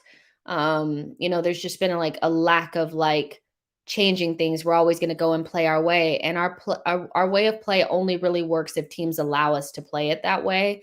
If you don't have Thomas Partey, there's no real ability to, when they press us, to get out of the press. He's our only player that helps us get out of the press, and so without him, it's kind of like it's dead. So I hear what you're saying. Like, he doesn't set up the team differently. It's always kind of like the same thing. And we can beat most teams with our starting 11 doing it that way. But when you're weakened, maybe you do need to make some changes to make sure that you limit the team from getting blown away so early. Kind of similarly to like Spurs away. Maybe when we're away from home against better teams, when we don't have our starting 11, it's better to kind of play in a more conservative system so we don't get blown away and we can keep it tight, you know? Let's see. Um, let's see. Jabril says, as far as losing games in a cluster, it comes down to a managerial ability. The mental prep, a winning streak is easier to build than stopping a skid. I hear that. Tony says the lack of resilience and adversity is partly down to not having a plan B. We aren't a plan A only quality team. Do you think Arteta's kind of like that though? He wants to have like a plan A, and if plan A doesn't work, do plan A better. Um, let's see. I saw that somebody had replied to me about the clusters. Okay, this is Felix. Felix says cluster one, COVID, late transfers, and tough games. Cluster two, fragile confidence. Um, cluster three, poor reaction to loss of key players. Cluster four, tough away games after injuries, exhaustion. I'll accept that as kind of what you think it is. I accept that. I do think that some of this just comes down to a poor mentality. Um, Palace, Brighton, and Southampton to me was especially Crystal Palace and Brighton was poor mentality. I don't think you have to lose against Brighton. And even though he didn't have the right lineup out there, it I don't know. Like I hear what you're saying though. I accept it. Yeah. I accept that that's what you think. I still think it's just we just don't have the mentality yet. Um Oka says the Tottenham game was a perfect example. We didn't have to win, and I was hoping Arteta would play a back five instead of a back four. Yeah, yeah. Anthony says overall, or Arteta has an overall win ratio of 38%. He sits somewhere just below Oli and just above Sam Allardyce. That's shocking. Yeah, I hear that as well. Yeah, so I mean, there's a lot of yeah. Yo-Yo says, in other words, excuses. Yeah, I don't really believe that. I don't think. Daniel says, Jess, a lot of people who talk up Arteta never consider what he seems to be lacking in certain key personality traits and management qualities. Coaching is not the same skill set as management. I hear that 110%. I really, really do, Daniel. I think you're hitting the nail on the head there with he might be really good on the training ground and be able to coach because he was a number two. But the management side is where I really think he's lacking. And I think that's where when you see the team come out flat, they don't look ready for the game. They don't look up for it. You have to, if you've ever had a really good manager or you've played sport at a decent level, you know what an influence a manager that knows how to tap into the emotional side of the game, how much of a benefit that can be for you. And I don't really see that from Arteta. I think the boys a lot of time come out robotic, flat, lack of energy. And when we start to lose, we just keep on losing. And that's not good enough. So coming into that, Daniel's comment actually is a perfect segue into this take. The difference in the top four race was Conte. So as Daniel said, just a lot of people who talk up Arteta never consider what he seems to be lacking in certain personality traits and management qualities. I've seen a lot of people speaking about, the difference wasn't getting Kulusevski and Bentancur, or it wasn't our injuries. It was the fact that Conte knows how to win. When Conte came in, Spurs were in ninth, and they're going to finish above us.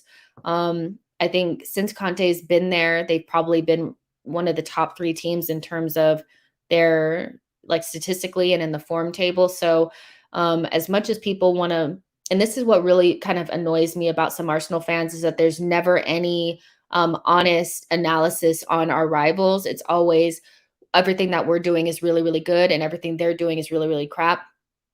I don't think everything we're doing is crap, but I equally don't think that everything Spurs are doing is crap. And I think bringing in Conte did set the tone for wanting to be taken serious, and also understanding that having an elite manager gives you an advantage in the transfer market. And it's also been an advantage to them, in my opinion, in these latter stages of the the season.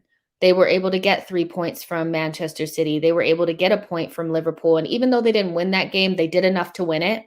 They probably should have beat Liverpool away from home, which is something we just never do. We don't seem to be able to get any points from the top teams. And getting that point gave them the foundation to turn around and turn us over. They weren't scared of us. They were very confident in winning that game, turned around professional performance against Burnley, and they'll turn around and have a very professional performance against Norwich. I think there's some merit to this, even though I think our injuries cost us. Um, Injuries cost us, having young players cost us, but there's a reason why experienced managers matter, why they cost more, why they're not really always available. It's because they are the difference. That's why they get paid the big bucks. If it didn't matter what kind of manager you had, then everybody would just have Joe Blow out there on the sideline. And so I do think Conte did a number on us. I think he psychologically got into Arteta's head, especially during the derby, and he did us over. He did. And so the difference might have just been that Spurs know how to get it over the line because they have a manager that knows how to push them over. When Conte came in, Kane was crap. He was playing terrible. Figured out a way to get him back on side, figured out a way to get Son ticking, get them playing in a way that they were giving up way less goals because they've conceded a lot less goals now that he's there. He has a system that doesn't allow for them to be opened up as much and puts their players in the best possible positions. And then they went into the January transfer market and decided to actually bolster their squad instead of weaken it. So I do think that this holds some weight. And this is the reality. And this is for all the people that are saying all you do is spin the PR and all this kind of stuff. If you ever watch my shows, you understand that I always take into consideration that Arteta's inexperience is hurting us. And I do think it does hurt us. I think there's no precedent for a American ownership with an absentee ownership with young DOF that's inexperienced, with young manager who's inexperienced, and a bunch of kids being successful. And so I don't think you can count out that maybe having a more experienced manager, he could have, even with the injuries, even with the young players, been able to get a couple more wins in there. Again, when he came in, they were in ninth, and now they're going to finish above us. So I do think there's some merit to this. And they've had hard games that they've gotten points from. They have had some difficult games as well, but nowhere near the clusters and the capitulation that we've had. Nowhere near it. Oh, and they also have the ability to go behind and come back, as we've seen, because I think Leicester is the game changer for them. I really think that's when they pretty much got to a point where they could get into the top four. Is that Leicester performance was something that I thought was impressive. And I hate Spurs, So there. And I hate saying this because I know a lot of people are going to be like, Conte, Conte, Conte, you know what I mean? But I do think it might be a difference maker. FC says the manager is not good enough from day one, did not want him from day one. The FA Cup and Charity Shield, 8th, 5th, might as well have kept Wenger.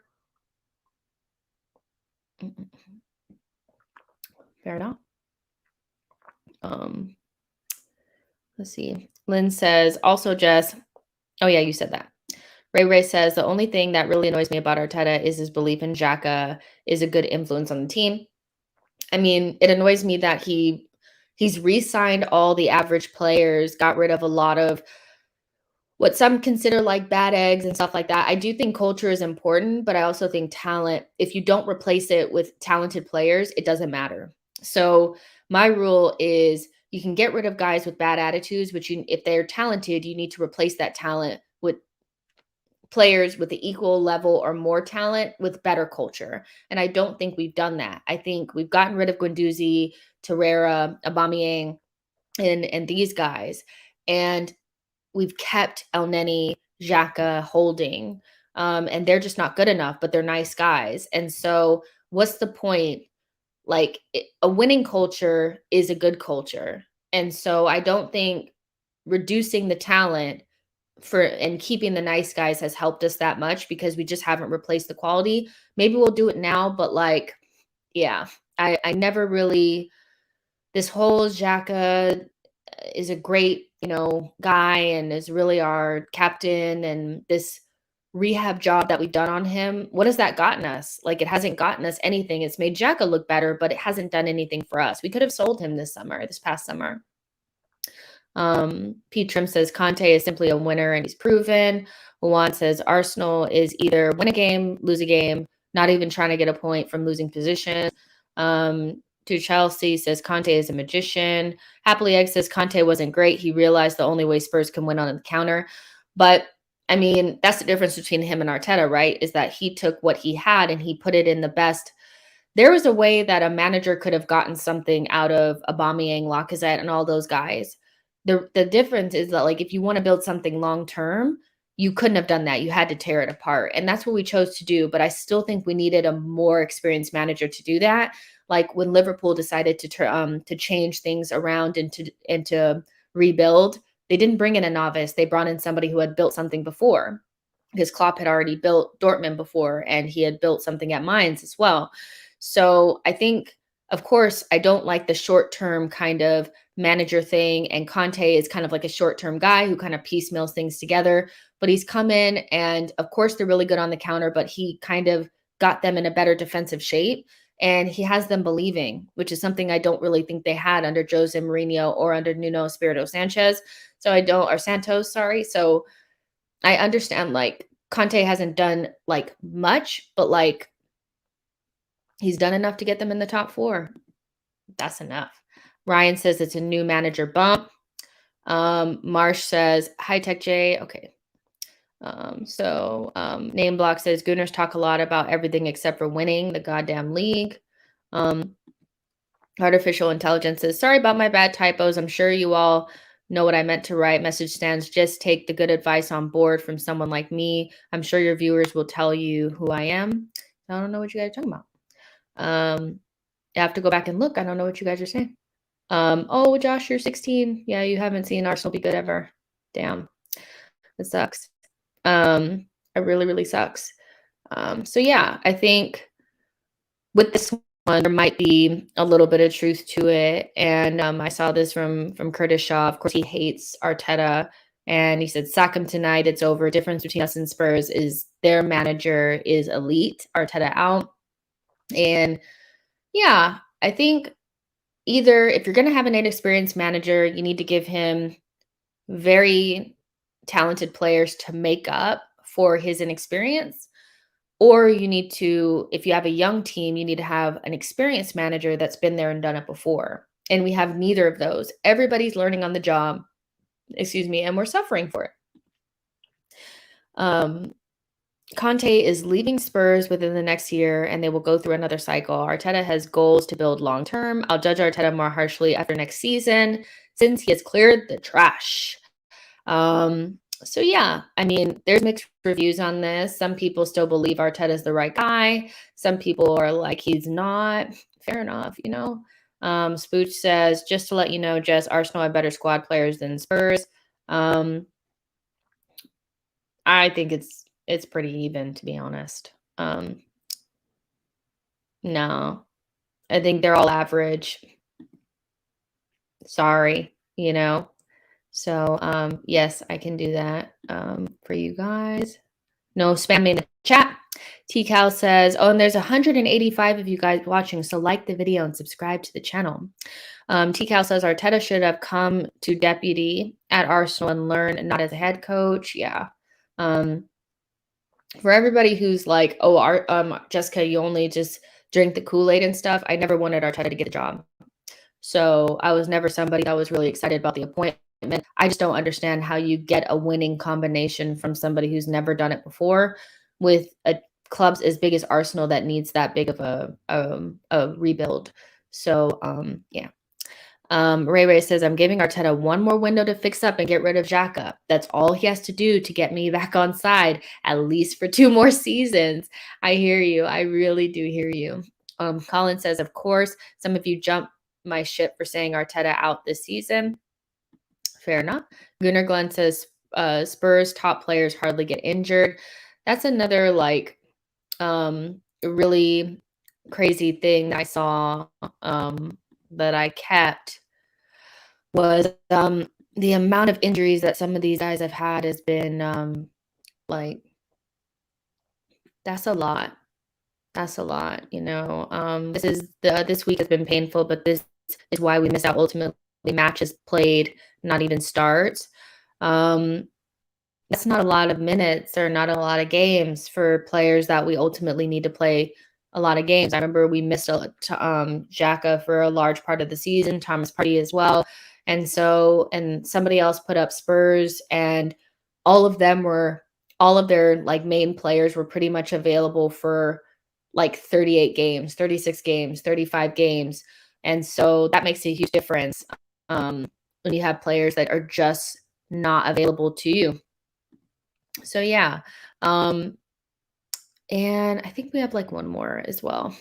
Oh, here we go. So this is something that I saw was that this is Arsenal's last chance to qualify for Champions League. Um, do you guys agree with this, true or false? There's a lot of people kind of saying that every single team is going to be really good and we have no chance of kind of getting any better. I think also this is just off of the back of a loss. So people are really upset and really emotional.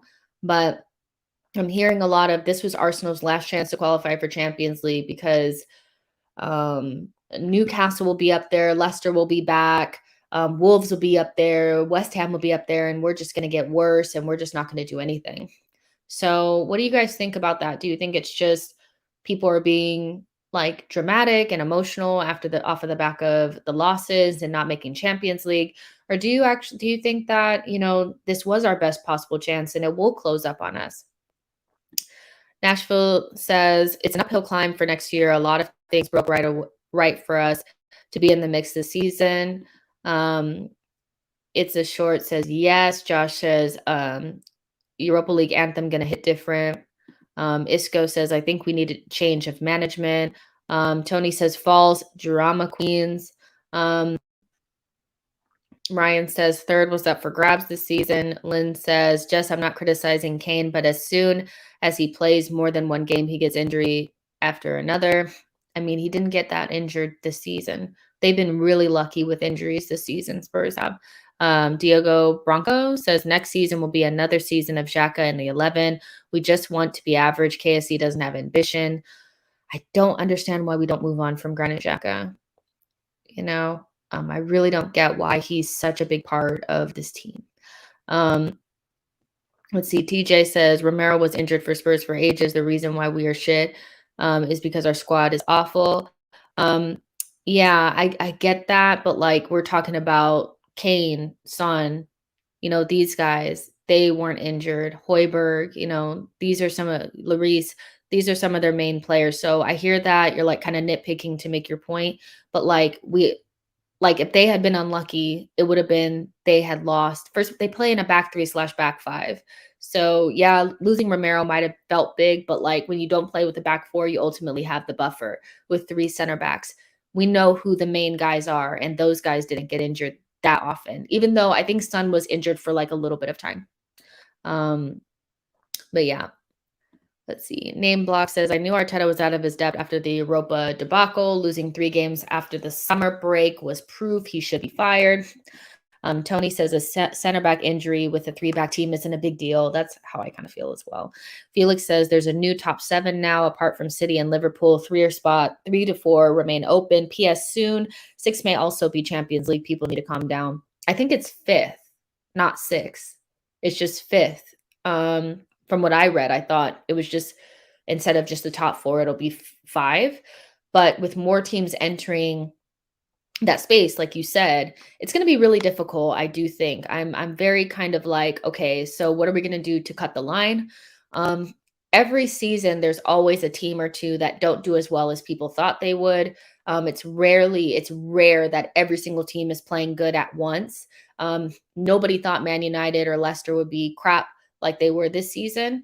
And so somebody will be crap next season. Hopefully it's not us, but somebody will slip up, and so I think this assumption that everybody's going to be good, but we're not going to get any better, is kind of like,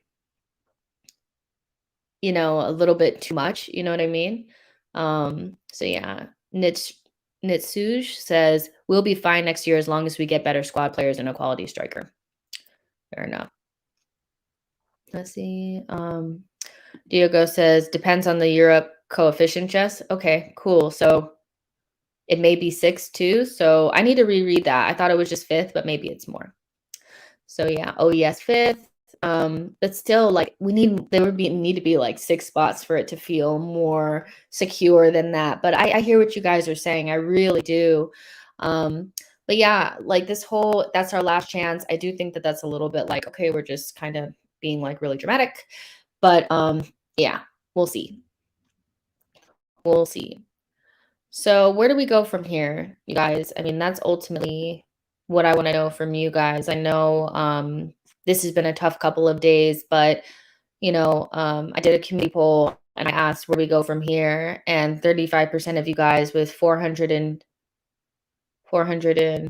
almost 500 votes said new manager. 51% of you guys said just have a big transfer window, and 14% of you guys said not sure. So where do we go from here? How do we, I know a lot of people are just like, it's just the manager, but do you guys not think that like a good solid transfer window could, I mean, we spoke about the squad players kind of hurting us. I think the senior squad players have hurt us very badly. And then you have the Sambi and the Sambi and Nuno Tavares situation that hurt us. So with those, it's kind of like, okay, well, if we fix those, if we have suitable backup for Thomas Partey and Tierney, do we get it over the line then? If we have a striker that can actually put the ball in the back of the net, would that fix things? There are things that can make us better. May not get us to top 4, but it may make us better. Tony says easy, buy quality in the transfer window. If Arteta still looks shaky, gets the boot. And you know what I think is, you guys, I honestly feel off of the back of this feels a lot like the Emery season where he bottled Europa League and then finished 5th. And he was on very thin ice to start the next season. Now, he never got back the way that Arteta did, but I think what will put Arteta under a lot of pressure is that he is going to get back. He will have because remember, it was like he didn't have a preseason. He didn't have the players. He will have all of that. And I think this is do or die for him. I think this next season is you either get us in the Champions League or you walk. So I don't really believe there's no way that Arteta could ever get sacked. Giving managers new contracts are not like giving players new contracts. And so I'm pretty sure that there is a scenario next season where if he's not doing well, he may not survive it. If he has the kind of start that he did this season, like there won't be any excuse that we played Manchester City and Liverpool in the first 3 or 4 games, so that means that have to just lose them all. There's going to be bigger expectations.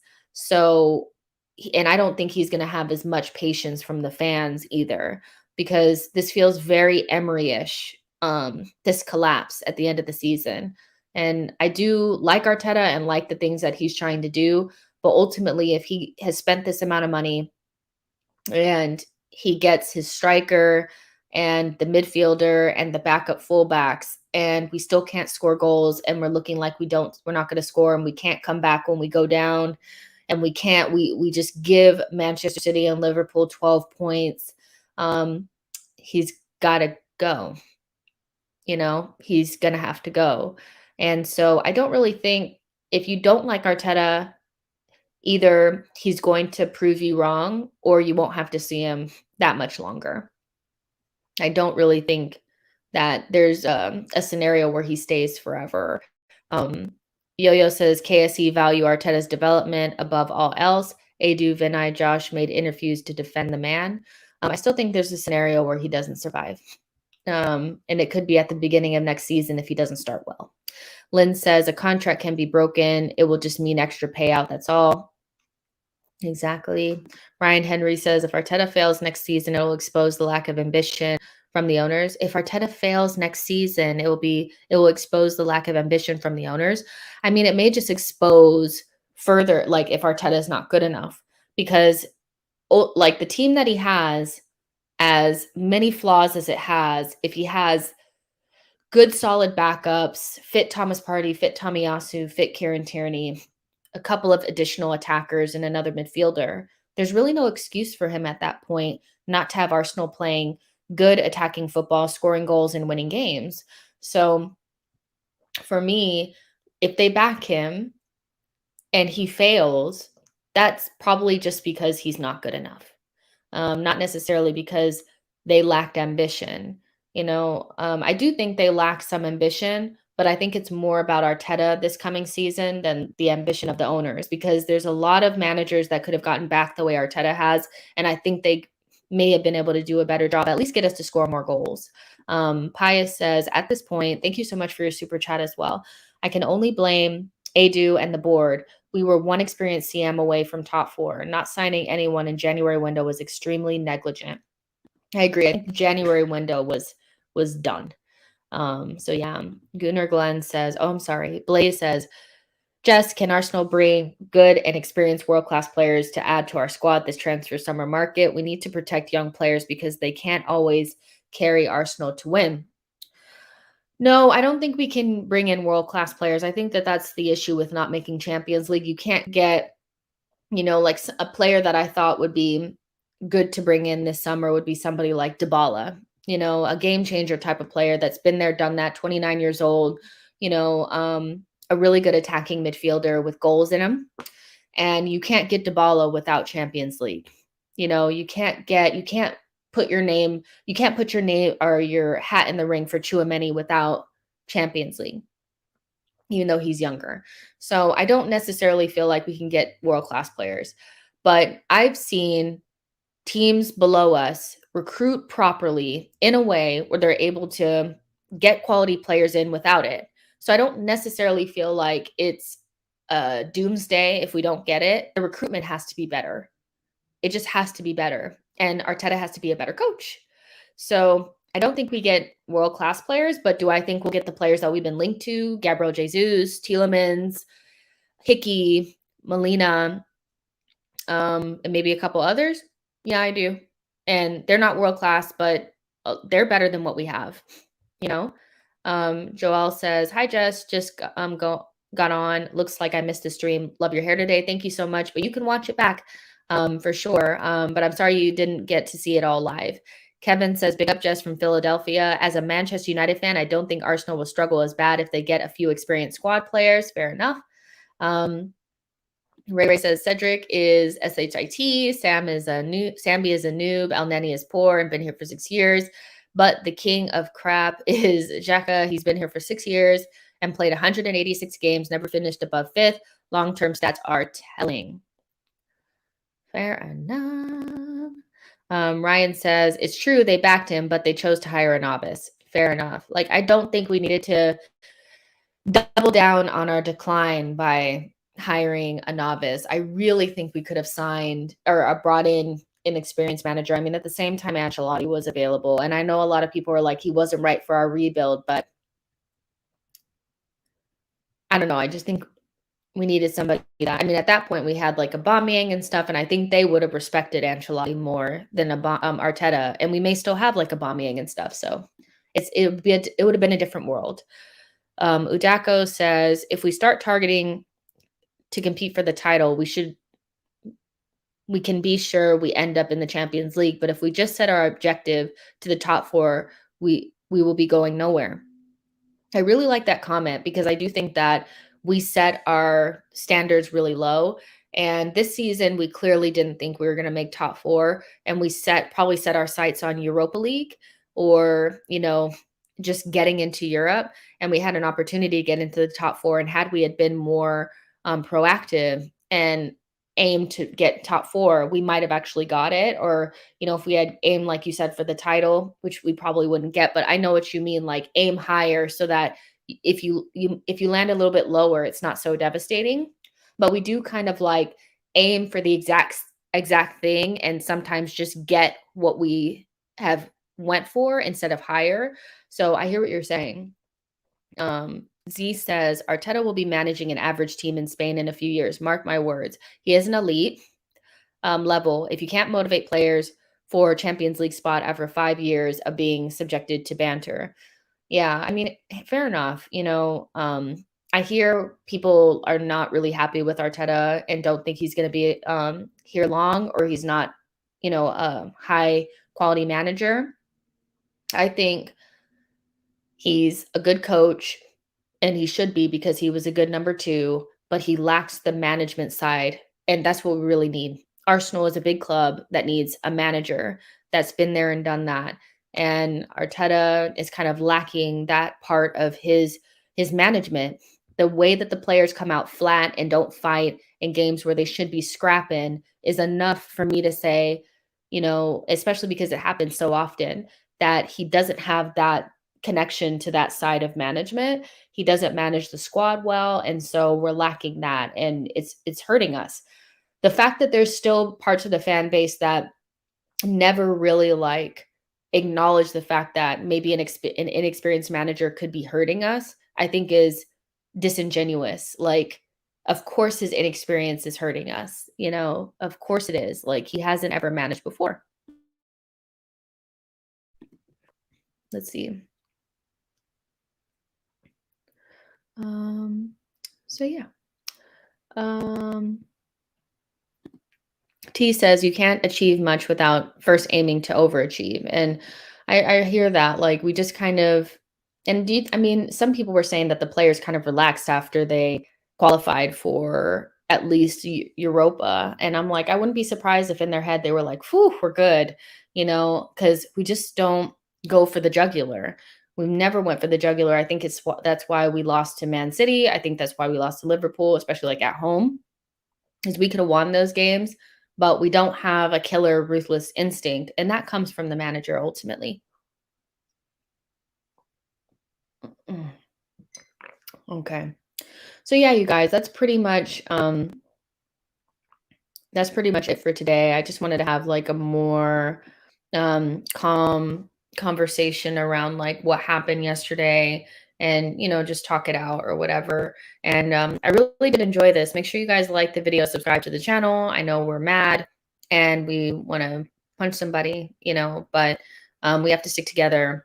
And I'm not going to hide. I'll be back, to do more content. But I just wanted to kind of discuss the big takes that were coming out over the last 24 hours and see what you guys had to say about it. And I loved your guys' feedback. Thank you to everybody who commented and also super chatted in. I really appreciate that. That really helps my channel. And it's grown a lot, over the last year or so. So I really do appreciate you guys being here and like being nice and giving your opinions, but without having to like abuse me for it. You know what I mean? And so, yeah, I will be back. Today is Tuesday. I won't be here tomorrow because I have work, but I'll be back on Thursday. So like the video, subscribe to the channel, and I'll see you guys in the next one. Bye, guys.